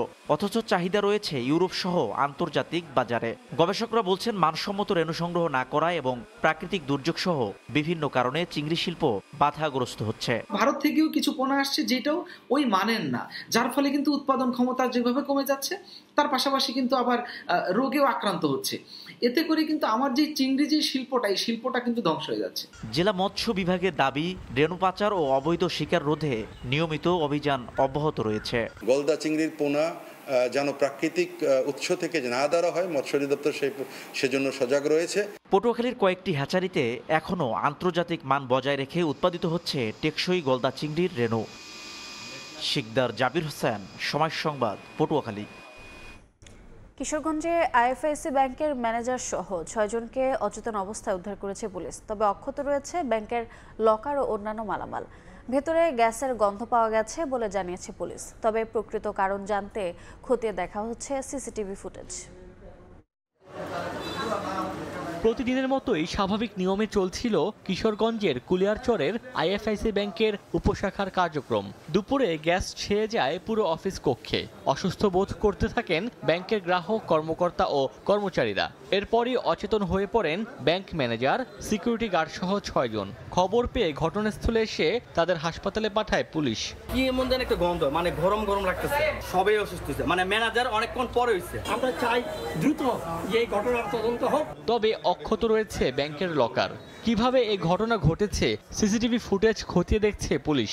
এখানে একটা বিষাক্ত গ্যাসের কোনো নিঃসরণ ঘটে থাকতে পারে, এটা আমরা আরও তদন্ত করে দেখব আসলে মূল ঘটনাটা কি। কুলিয়ারচর উপজেলায় 4 বছর ধরে কার্যক্রম পরিচালনা করছে আইএফআইসি ব্যাংক। সময় সংবাদ, কিশোরগঞ্জ। ভোরের সময় এই ছিল আমার কাছে। পরবর্তী সংবাদগুলো জানাতে সঙ্গে থাকবেন আমিরুল ইসলাম আলিফ। ধন্যবাদ রোজা। পরবর্তী সংবাদগুলো নিয়ে ফিরছি কিছুক্ষণ পরই। ঠিক লেনদেন, কখনো স্বেচ্ছাচারিতা, কখনো বা ক্ষমতার অপব্যবহার। ডিএমপি কমিশনার এবং পুলিশ মহাপরিদর্শক বরাবর এমন বহু অভিযোগ জমা পড়েছে ক্যান্টনমেন্ট থানার ওসি আব্দুল আলিমের বিরুদ্ধে। অভিযোগ জমা পড়েছে দুদকেও। তবুও কোনো অদৃশ্য কারণে নির্বিকার প্রশাসন। তার এলাকায় কোনো অপকর্ম নিয়ে অভিযোগ জানাতে থানায় গেলে আটকে রেখে নির্যাতন করা হয় বলেও জানান ভুক্তভোগীরা। বিস্তারিত মাহাদি ইসলাম ধ্রুব রিপোর্টে। ক্যামেরায় ছিলেন হারুনুর রশিদ এবং শাহজাহান খান। 13 মে ঘড়ির কাঁটায় 4:50। সিসিটিভি ফুটেজে দেখা যাচ্ছে পুলিশের উপস্থিতিতেই একদল যুবক হানা দিয়েছেন একটি নির্মাণাধীন ভবনে। আহত একজনকে উদ্ধার করে নিয়ে যাওয়া হচ্ছে পুলিশের সামনে থেকে। পুরো ঘটনাটি নিশ্চুপ দর্শকের মতো উপভোগ করছেন ক্যান্টনমেন্ট থানার পুলিশ সদস্যরা। দক্ষিণ মানিকদির এই সেই অর্কিড টাওয়ার। নির্মাণাধীন এই ভবনটিতে চাঁদা দাবি করে একই এলাকার রাশেদ এবং তার সহযোগীরা। সেই চাঁদা পরিশোধ না করায় যেন কাল হয়ে দাঁড়ায়। ভুক্তভোগীদের অভিযোগ, ওসি আলিমের প্রত্যক্ষ মদতে মানিকদি সহ আশেপাশের এলাকায় দীর্ঘদিন ধরে চাঁদাবাজি করে আসছেন রাশেদ মাসুদরা। শুধু তাই নয়, হামলাকারীদের বিরুদ্ধে মামলা করতে গেলে উল্টো তাদেরকেই থানায় আটকে রেখে নির্যাতনের অভিযোগও রয়েছে ওসি আলিমের বিরুদ্ধে। কাজ শুরু করার থেকে রাশেদ নামের একটা পোলা আমার কাছে 3 বার চাঁদা চাই গেছে। চাঁদা দেওয়া না দেখে আমাদের সাইডে মারপিট করে যায়। রাশেদের রদ দেবারে দিতেছে, তখন আমি রদ দিয়ে ফেলেছি, তখন আমার গুছিয়েছে আপনার থাপড়াইছি। ক্যান্টনমেন্ট থানায় মামলা রুজু করতে যাই, অসি সাহেব আমাকে ওখানে থাপ্পড় বেড়ে লকআপে পুরে দেয়। বলছে সারাতে গেলি 50,000 টাকা দিতে, পরে 50,000 টাকা দিলাম। দেওয়ার পরে টাকা রাহিল, রাহার পরে ওরা ছাড়ল না, সারি আমারও ছাড়ল না, আমারও রাহিয়ে দিল। এখানে শেষ নয়, আলিমের স্বেচ্ছাচারিতা এবং অনিয়মের একাধিক অভিযোগ জমা পড়েছে আইজিপির কমপ্লেইন মনিটরিং সেলে। সময় সংবাদের হাতে আসা এক গোয়েন্দা রিপোর্টেও দেখা যায় অভিযোগের পাহাড় আলিমের বিরুদ্ধে। এসব বিষয়ে একাধিকবার যোগাযোগের চেষ্টা করা হলেও সাড়া মেলেনি ওসি আলিমের। পরে মুঠোফোনে বার্তা পাঠালেও উত্তর মেলেনি তার। এত অভিযোগের পরও অজানা কোনো এক কারণে নির্বিকার পুলিশ প্রশাসন, যার প্রমাণ মেলে গুলশান জোনের উপ পুলিশ কমিশনার কার্যালয়ে গেলে। ক্যামেরার সামনে ওসি আলিমকে নিয়ে কোনো কথা বলতে রাজি নন ডিসি। অভিযোগগুলো যারা করছে না, সবাই ওই বেশিরভাগই করছে আইজিপি অফিসে বা কমিশনার অফিসে, আমাদের এদিকে কেউ পারে। এদিকে অভিযোগের সত্যতা পেলে ব্যবস্থার আশ্বাস জেএমপি মিডিয়া উইংয়ের। প্রাপ্ত অভিযোগ আমরা যথেষ্ট গুরুত্ব দিয়ে যাচাই বাছাই করে তদন্ত করে দেখি। যদি তদন্তে কারো বিরুদ্ধে কোনো অভিযোগ প্রমাণিত হয় তাহলে সেই ক্ষেত্রে বিধি মোতাবেক ব্যবস্থা গ্রহণ করা হয়। সবশেষ দুর্নীতি দমন কমিশনেও অভিযোগ জমা পড়েছে আব্দুল আলিমের বিরুদ্ধে। মাহাদ ইসলাম ধ্রুব, সময় সংবাদ, ঢাকা। সুগন্ধা নদীতে স্টিমার সার্ভিস বন্ধ হয়, অলস পড়ে আছে ঘাটের পল্টন, অফিস ও পণ্য রাখার গুদামঘর। কাজ না পেয়ে বেকার হয়ে পড়েছেন শতাধিক শ্রমিক। অবশ্য নৌ যোগাযোগ আরও গতিশীল করতে নতুন নতুন ঘাট ও স্টিমার সার্ভিস শুরুর পরিকল্পনার কথা জানান নৌ পরিবহন উপদেষ্টা। পলাশ রায়ের পাঠানো তথ্য ও শামীম হোসেনের ছবিতে রিপোর্ট। স্বল্প খরচে আরামদায়ক ভ্রমণ ও পণ্য পরিবহনে নদীপথের রকেট হিসেবে সুপরিচিত ছিল স্টিমার। তবে কালের বিবর্তনে হারিয়ে গেছে চিরচেনা এ নৌযান। ব্যবহার না হওয়ায় অলস পড়ে আছে ঝালকাঠির সুগন্ধা নদীর স্টিমার ঘাটের পল্টনটি। কাজে আসছে না অফিস ঘরও। আর পণ্য ও মালামাল পরিবহনের জন্য গুদাম ঘরটি এখন ব্যাটারি চালিত রিকশার গ্যারেজ। একসময় কর্মচাঞ্চল্য এ এলাকা এখন নীরব নিস্তব্ধ। কর্মহীন হয়ে পড়েছেন ঘাটের শতাধিক শ্রমিক।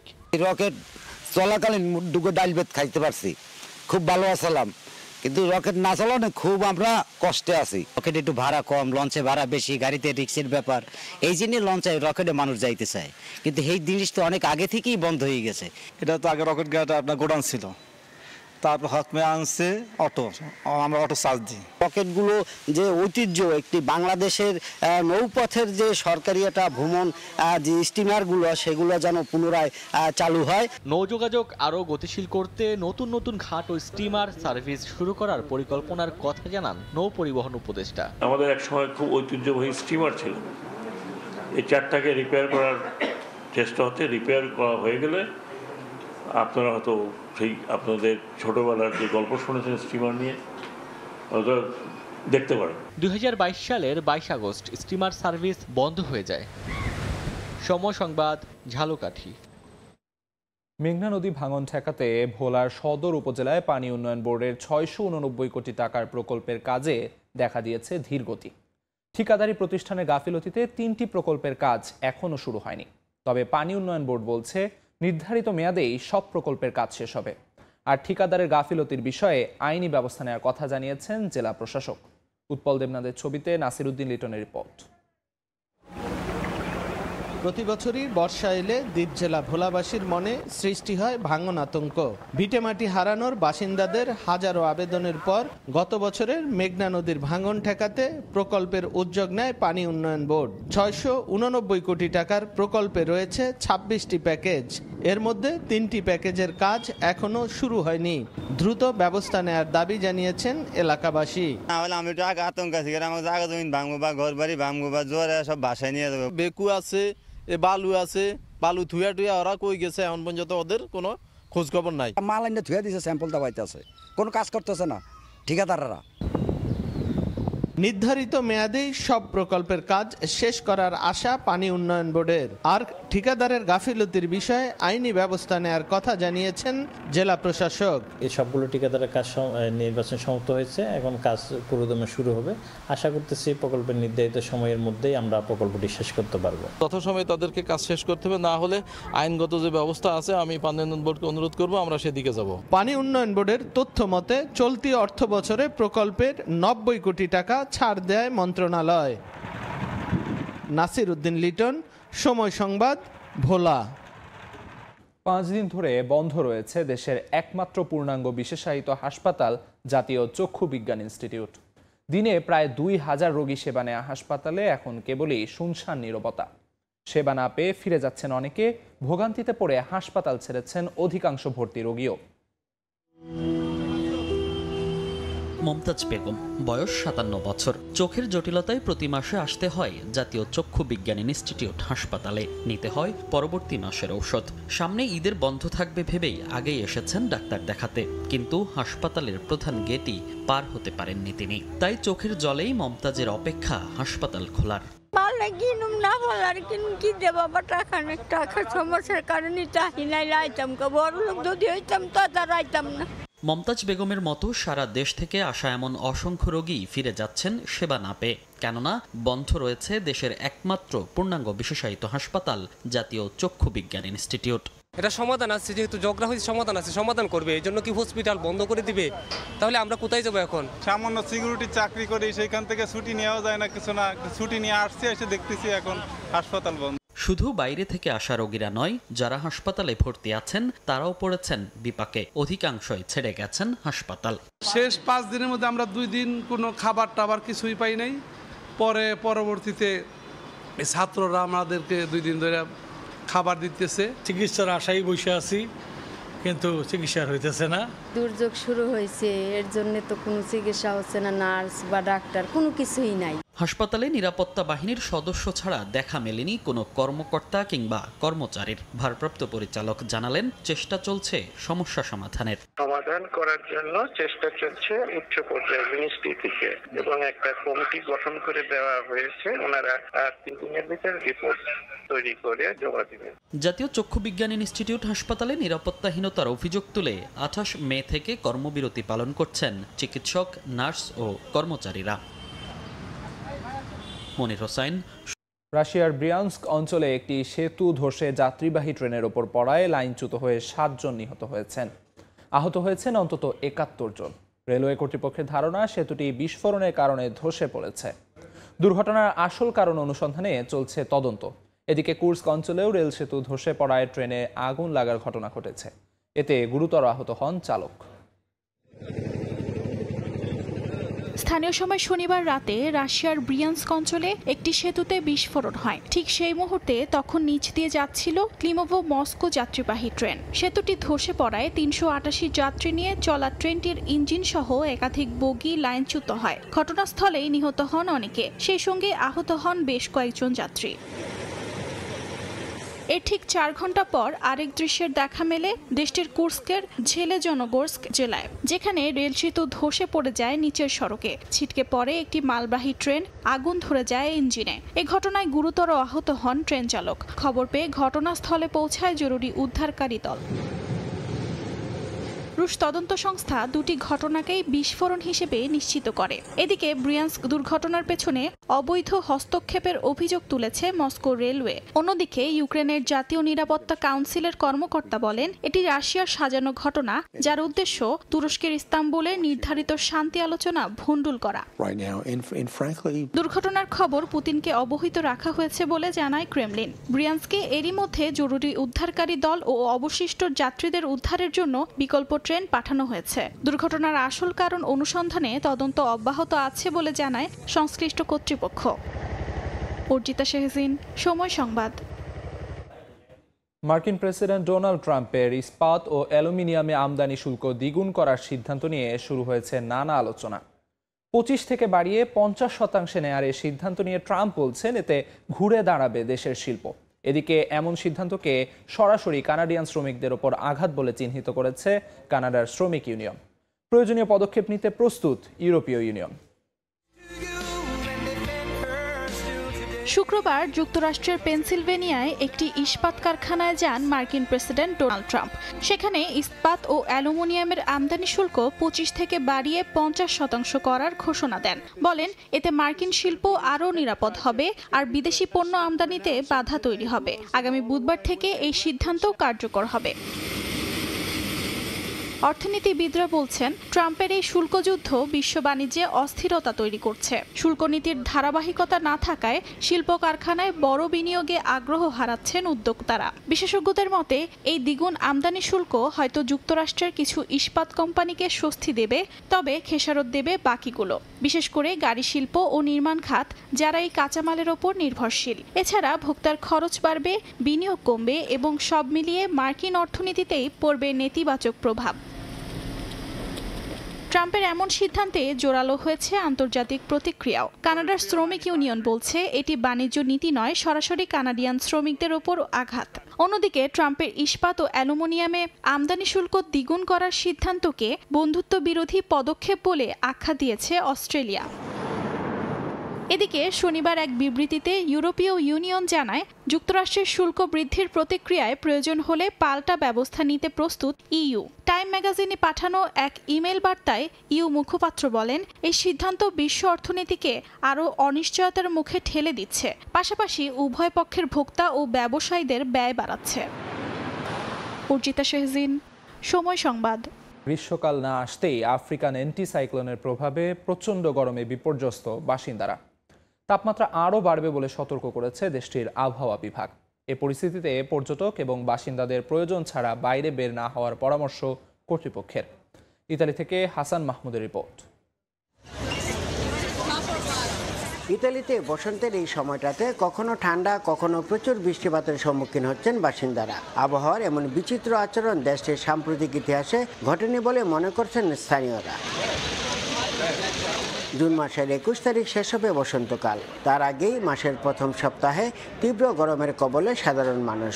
বৃহস্পতিবার থেকে আফ্রিকান উচ্চ পর্বতমালা এবং আলজেরিয়ার মরুভূমি থেকে ভূমধ্যসাগর হয়ে ইতালিতে পৌঁছাতে শুরু করেছে গরম বাতাস।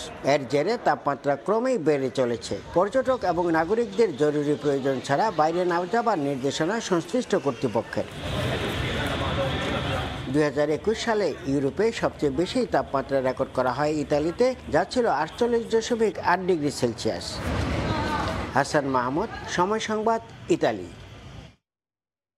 সংযুক্ত আরব আমিরাতে জমে উঠেছে কোরবানির পশুর হাট। পবিত্র ঈদুল আজহা উপলক্ষে প্রবাসী বাংলাদেশিরা পশু কেনাকাটায় ব্যস্ত সময় পার করছেন। তবে আগের তুলনায় আমিরাতের বাজারগুলোয় পশুর দাম একটু বেশি বলে অভিযোগ ক্রেতাদের। শিবলি আল সাদিকের রিপোর্ট। পবিত্র ঈদুল আজহাকে সামনে রেখে সংযুক্ত আরব আমিরাতে জমে উঠেছে কোরবানির পশুর হাট। আবুধাবি, আল আইন, দুবাই, শারজা, আজমান, উম্মুল কোয়েন, রাস আল খাইমা, ফুজিরা অঞ্চলের বাজারগুলোতে বিক্রির জন্য নিয়ে আসা হয়েছে প্রচুর গরু, ছাগল, ওট। বাড়ছে ক্রেতার সংখ্যাও। আঙ্কেল আর পাপ্পাদের সাথে আসি আর আমরা একসাথে কুরবানি করি আর অনেক মজা হয়। 3-4টা দোকান দেখছি, এখান থেকে একটা নিয়েছি 10,800 টাকা। গরু বাজার আগের থেকে একটু বেশি। স্থানীয়দের মতো কুরবানির প্রস্তুতি নিচ্ছেন প্রবাসী বাংলাদেশিরাও। হাটগুলোতে তাদের ভিড় চোখে পড়ার মতো। মোটামুটি জমছে, ক্রেতারা আসতেছে, সবাই দেখতেছে। আমরাও আজকে প্রথম আসছি। 4-5 জায়গায় দেখার পরও মিলতেছে না। এখন ছাগলের প্রাইসটা একটু আগের বার থেকে এবার একটু বেশি। আগে অনেক গরু সস্তা ছিল, প্রাইস রেট কম ছিল, ওখানে একটু বাড়তি হওয়ার কারণে কাস্টমার এখনো দেখা যাইতেছে না। এবার আমিরাতের স্থানীয় বাজারগুলোতে পাকিস্তানি গরু ছাগলের চাহিদা সবচেয়ে বেশি। তবে স্থানীয় আরবদের প্রথম পছন্দ ওট, দুম্বা। ঈদুল আজহার দিন যত ঘনিয়ে আসছে বাড়ছে পশু কেনাবেচার হিড়িক। পাশাপাশি ছুটির দিনগুলোকে উদযাপনে আলাদা প্রস্তুতি নিয়ে রেখেছে প্রবাসী বাংলাদেশিরা। শিবলাল সাদিক, সময় সংবাদ, সংযুক্ত আরব আমিরাত। যুক্তরাষ্ট্রের ফ্লোরিডায় চলছে 29তম Asian expo food fair and cultural show. Bangladesh association of ফ্লোরিডার আয়োজনে 20টি দেশ অংশগ্রহণ করছে। মেলায় প্রবাসী শিল্পীরা তুলে ধরছেন বাংলাদেশের ইতিহাস, ঐতিহ্য, কৃষ্টি ও সংস্কৃতি। ফ্লোরিডা থেকে হাসানুজ্জামান সাকির রিপোর্ট।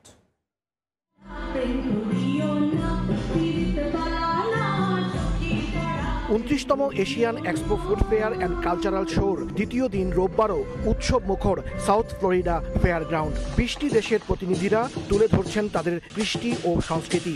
বাংলাদেশের নতুন প্রজন্মের শিল্পীরা নাচে গানে মুগ্ধ করেছেন দর্শকদের। শুধু ফ্লোরিডা থেকে নয়, নিউ ইয়র্ক, ভার্জিনিয়া থেকেও এসেছেন শিল্পীরা গান করতে। মানুষের অংশগ্রহণ দেখে খুশি আয়োজকরা। আমাদের আজকে দ্বিতীয় দিন চলতেছে, দ্বিতীয় দিন খুব ভালো গেছে, অনেক লোক হয়েছে আমাদের এখানে।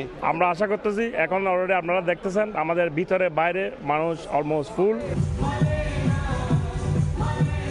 অনুষ্ঠানে নাচ, গান, উপস্থাপনা সব কিছুতেই নেতৃত্ব দিয়েছেন যুক্তরাষ্ট্রের ফ্লোরিডা প্রবাসী বাংলাদেশি তরুণ প্রজন্ম। কোজো গানে বাংলাদেশের ঐতিহ্যকে বিভিন্ন দেশের মানুষের সামনে তুলে ধরেছেন শিল্পীরা।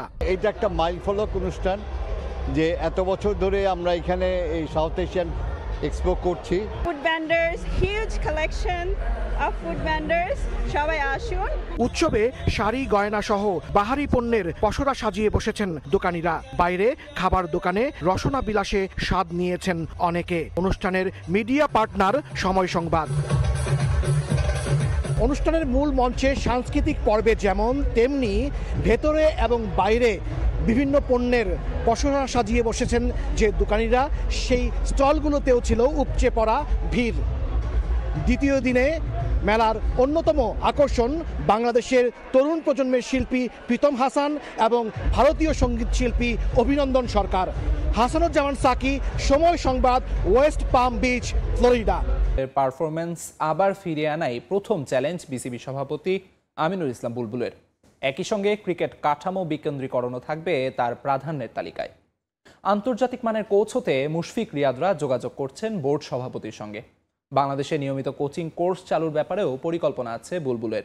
পাশাপাশি ফোকাস থাকবে বিপিএলও। রোববার যুব ও ক্রীড়া উপদেষ্টার সঙ্গে সাক্ষাৎ করেছেন বিসিবি বস। ক্রীড়া পরিষদের পরিচালক মনোনীত হয়ে ক্রীড়া উপদেষ্টার সঙ্গে প্রথম বৈঠক আমিনুল ইসলাম বুলবুলের। সৌজন্য সাক্ষাৎ হলেও ঘুরে ফিরেই তাদের আলোচনায় প্রাধান্য পেয়েছে ক্রিকেটের সাম্প্রতিক পরিস্থিতি এবং তার উন্নয়ন।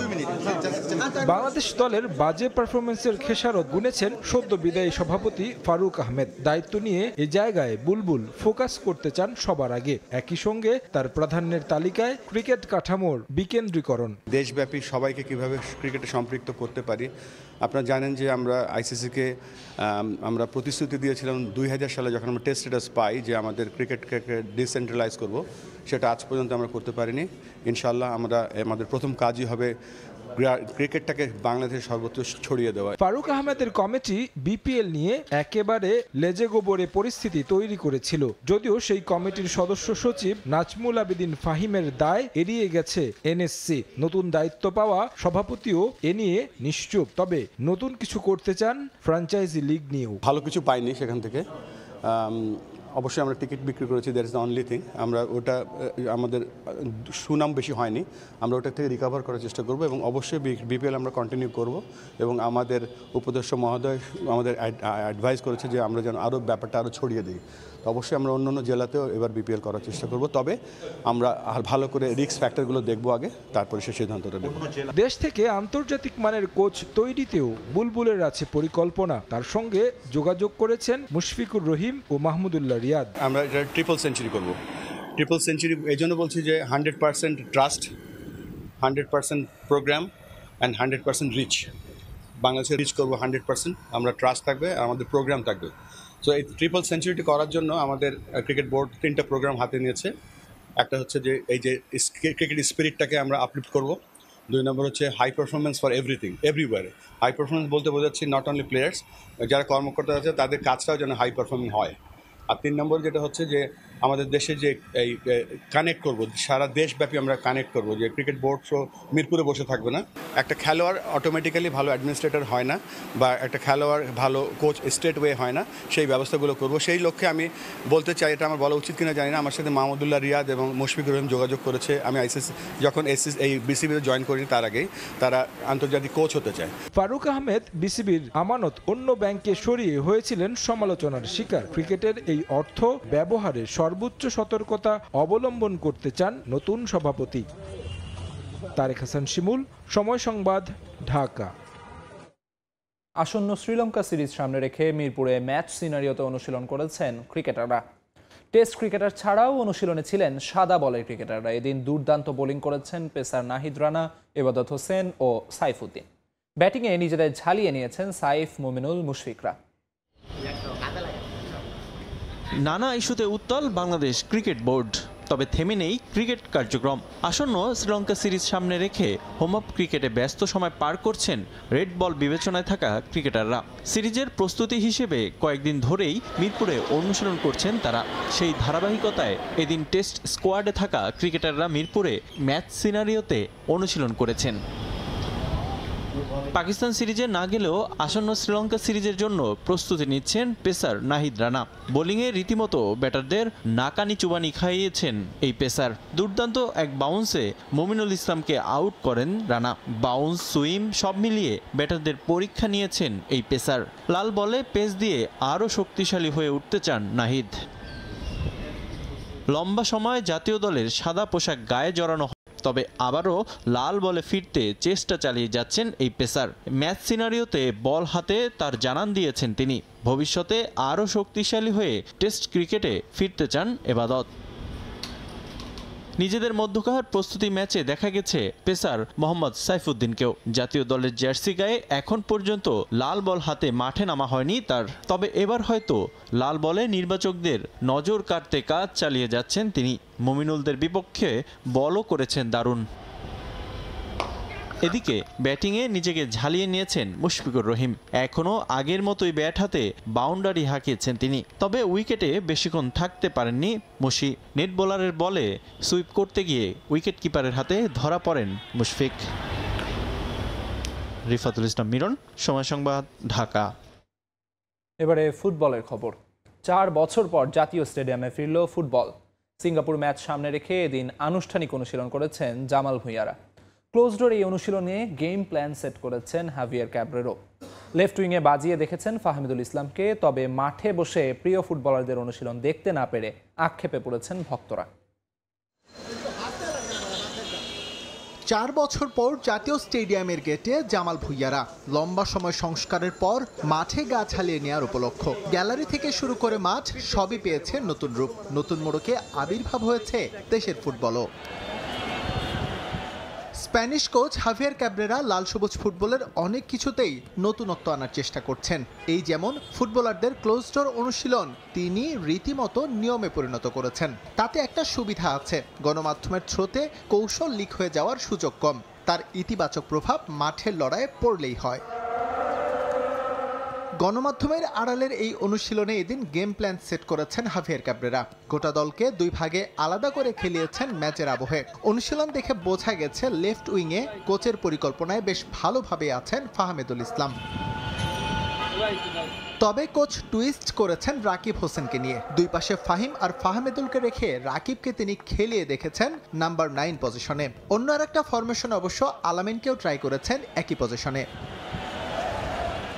জাতীয় দল এদিন জাতীয় স্টেডিয়ামে অনুশীলন করবে সেই খবর পেয়ে অনেক ভক্তরাই হাজির হয়েছিলেন স্টেডিয়াম গেটে, কিন্তু মাঠে প্রবেশের অনুমতি মেলেনি তাদের। সেটা নিয়ে আক্ষেপ থাকলেও সিঙ্গাপুর ম্যাচে দলের জয় প্রত্যাশা করছেন তারা। অবশ্য হতাশা কাজ করতেছে, কারণ আমাদের দেশে যে ফুটবলের এখন নতুন একটা আমেজ আসছে, এটা কাছ থেকে দেখার আগ্রহ সবারই আছে। হয়তো এটা দেখতে না পারার জন্য একটু হতাশা। এটা অ্যালাউ না, এটা খুবই একটা দুঃখজনক বিষয়। দেখতে পেলে অবশ্যই ভালো লাগতো সবার কাছ থেকে। জাতীয় দলের অনুশীলনের মধ্য দিয়ে একটা ট্রায়ালও হয়ে গেছে ফুটবল পিচের। বৃষ্টির পর সেখানে কেমন অবস্থা হয় বিষয়টা ছিল লক্ষণীয়। সেই দিক থেকে পাস মার্কসই পাবে জাতীয় স্টেডিয়ামের নতুন গ্রাউন্ড। একই সঙ্গে ফ্লাডলাইটের আলো ছিল যথেষ্ট। এস এম ইকবাল, সময় সংবাদ, ঢাকা। ভক্তদের অপেক্ষার পালা শেষ। সিঙ্গাপুরের বিপক্ষে ম্যাচ খেলতে আজ বাংলাদেশে আসছেন হামজা চৌধুরী, আর সমিত সোম আসবেন বুধবার। এদিকে বাংলাদেশের পাসপোর্ট পেয়েছেন কিউবা মিচেল। এক ভিডিও বার্তায় এই ইংল্যান্ড প্রবাসী ফুটবলার জানান লাল সবুজ জার্সিতে মাঠে নামতে তর সইছে না তার। প্রিয় তারকাকে এক নজর দেখতে তর সইছে না ফ্যানদের। আবারও ঢাকায় আসছেন দেশের ফুটবলের সুপারস্টার হামজা দেওয়ান চৌধুরী। মার্চে ভারতের শিলংয়ে লাল সবুজ জার্সিতে প্রথম ম্যাচটা খেলে ফেলেছেন। এবার আরও এক অভিষেকের অপেক্ষা। ঘরের মাঠে ইংলিশ প্রিমিয়ার লিগ খেলা ফুটবলারের পারফরমেন্স উপভোগের ক্ষণ গুনছেন ভক্তরা। 10 জুন দেশের ফুটবলে লেখা হবে এক নতুন ইতিহাস। জাতীয় স্টেডিয়ামের গ্যালারি থাকবে কানায় কানায় পূর্ণ।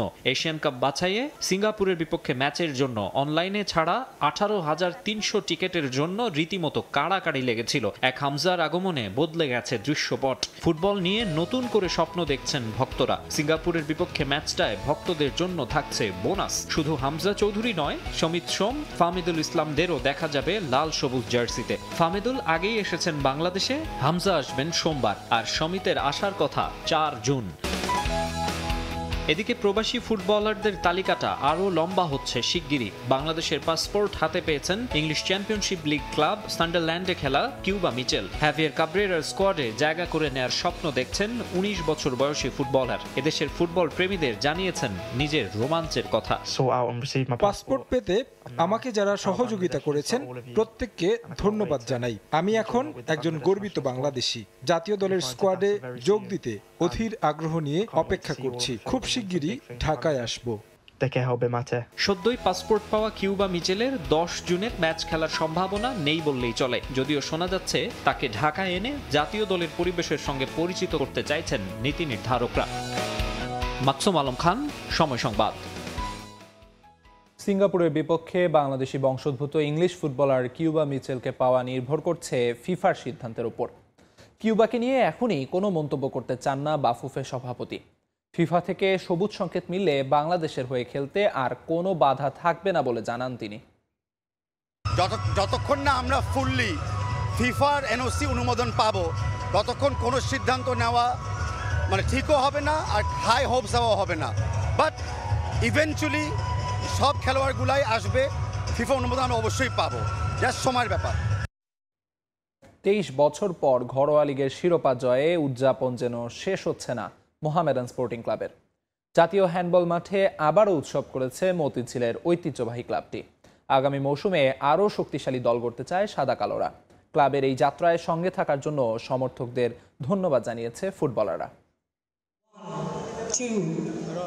একই ছাদের নিচে মোহামেডানের সাবেক বর্তমান খেলোয়াড়, কোচ সহ ক্লাব কর্মকর্তারা 23 বছর পর ঘরোয়া লিগের শিরোপা জয় এমন উপলক্ষ এনে দিয়েছে সাদা কালোদের। যার হাত ধরে স্বপ্নের শিরোপা এসেছে সাদা কালো শিবিরে, সেই সোলেমান দিয়াবাতে সবার সামনে করলেন শিরোপা উন্মোচন।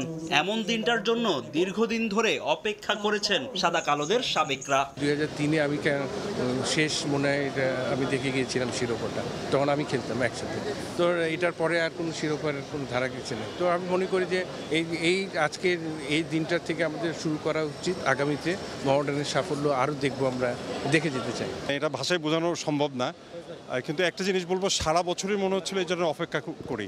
আমরা ফার্স্ট লিগের পরে আমরা যেহেতু আগিয়েছিলাম, আমাদের সবসময় অবস্থাটা ভালো ছিল।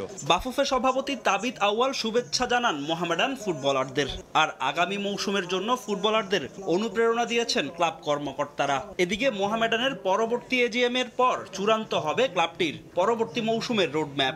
ভবিষ্যতে মোহামেডান ক্লাব সেই ফর্মে রাখার জন্য যে চিন্তা, যে জিনিসগুলি করণীয় এবং করতে হবে, সেটা আমাদের সামনে এজিএম আছে, নির্বাচন আছে, আমাদের নতুন কমিটি আসবে, সেই কমিটি যথাযথভাবে ব্যবস্থা নেবেন। পুরো মৌসুম জুড়ে আর্থিক সমস্যা সহ নানা কারণে অসন্তোষ দেখা দিয়েছিল মোহামেডানের ফুটবলারদের মাঝে। তবে এমন দিনে সেসব ভুলে উল্লাসে মাতেন ফুটবলাররা। ক্লাবের এই যাত্রায় সঙ্গে থাকার জন্য সমর্থকদের ধন্যবাদ দিয়েছেন তারা।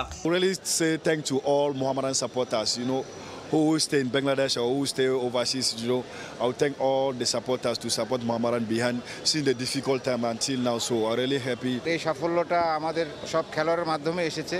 তারপরও সবারকে আজকে দেখতে পাবো, সবার সামনে একটা বিশাল একটা বড় মুখ করে দেখতে পারবো যে আমি আসলে মোহামেডানে কিছু দিতে পেরেছি। মতিঝিলের ঐতিহ্যবাহী ক্লাবের এমন দিনে উপস্থিত ছিল তাদের চিরপ্রতিদ্বন্দ্বী ঢাকা আবাহনীর কর্মকর্তারা। ঘরোয়া লিগের রানার্স আপরা শুভেচ্ছা জানিয়েছে চ্যাম্পিয়নদের।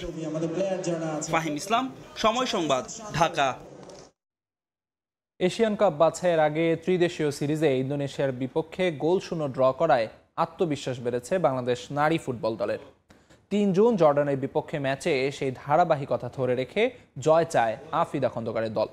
দলীয় শক্তি ও ফিফা র্যাঙ্কিংয়ে এগিয়ে থাকা প্রতিপক্ষের সঙ্গে অতীতে খেলার অভিজ্ঞতা না থাকলেও আশাবাদী পিটার বাটলারের দল। ইন্দোনেশিয়া ম্যাচের পর মাঠে অনুশীলন না করে হোটেলে জিম ও সুইমিংয়ে সময় কেটেছে নারী দলের। জর্ডানের আম্মানে অচেনা ইন্দোনেশিয়ার বিপক্ষে 3 জাতি ফুটবল টুর্নামেন্টে দারুণ লড়াই করেছে বাংলাদেশ নারী ফুটবল দল। 69% বল ইন্দোনেশিয়ার দখলে থাকলেও চোখে চোখ রেখে 39 ধাপ এগিয়ে থাকা দলটার সঙ্গে লড়েছে লাল সবুজ। আসন্ন এশিয়ান কাপ বাছাইয়ের আগে যা দলকে জুগিয়েছে বাড়তি রসদ। 23 জুন থেকে এশিয়ান কাপ বাছাইয়ের মিশন শুরু হবে বাংলাদেশ নারী ফুটবল দলের। বাহরাইন, মিয়ানমার, তুর্কমেনিস্তানের মতো দলের বিপক্ষে খেলতে হবে লাল সবুজকে। তার আগে জর্ডানের সঙ্গে গোলশূন্য ড্রয়ে আত্মবিশ্বাস বেড়েছে মেয়েদের। ইন্দোনেশিয়া ম্যাচের পর হোটেলে জিম সেশন ও সুইমিং করে সময় কেটেছে আফিদা রূপনাদের। ৩রা জুন পরের ম্যাচে বাংলাদেশের সামনে স্বাগতিক জর্ডান। বয়স ভিত্তিক দলে জর্ডানের বিপক্ষে এর আগে খেলেছে নারী ফুটবলাররা, তবে সিনিয়র পর্যায়ে খেলার অভিজ্ঞতা নেই। ফিফা র্যাঙ্কিংয়ে জর্ডানের অবস্থান 94তম স্থানে। দলীয় শক্তি ও র্যাঙ্কিংয়ে এগিয়ে থাকলেও ইন্দোনেশিয়া ম্যাচের পারফরমেন্সে স্বপ্নবাজ অধিনায়ক আফিদা খন্দকার। কোচ যেভাবে আমাদেরকে গেম প্ল্যান বলেছিল আমরা সেভাবে করার চেষ্টা করেছি, আর গোলকিপার থেকে শুরু করে ফরওয়ার্ড লাইন সবাই গেম প্ল্যানটা ফলো করেছি দেখে আমরা ড্র করতে পেরেছি। আর আজকে ফুল ডে রিকভারি ছিল, জিম ছিল, সুইমিং ছিল, ফুল রেস্ট আজকে। সাবিনা সানজিদাদের মতো সিনিয়র ফুটবলারদের শূন্যতা মাঠে কোনো প্রভাব পড়বে না বলেও আশা তার। পারভিন আক্তার। এ পর্যায়ে শীর্ষ সংবাদগুলো জানিয়ে দিচ্ছি আরেকবার। শেখ হাসিনা সহ ৩ জনের বিরুদ্ধে জুলাই হত্যাযজ্ঞের অভিযোগ আমলে নিলেন ট্রাইব্যুনাল। প্রথম বিচার কাজ সরাসরি সম্প্রচার, সর্বোচ্চ সাজা ও সম্পত্তি বাজেয়াপ্তের আবেদন। গণ অভ্যুত্থান পরবর্তী বাজেট ঘোষণা আজ। আকার ধরা হয়েছে প্রায় ৭,৯০,০০০ কোটি টাকা। বিকেলে ঘোষণা করবেন অর্থ উপদেষ্টা। ব্যয় কমানোর দাবি সাধারণ মানুষের।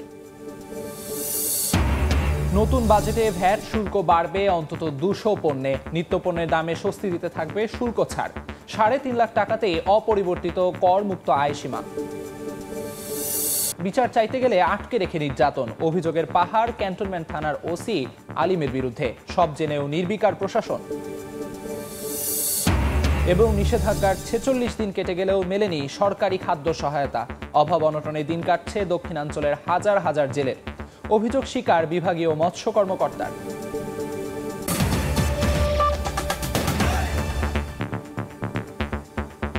এই ছিল ভোরের সময়।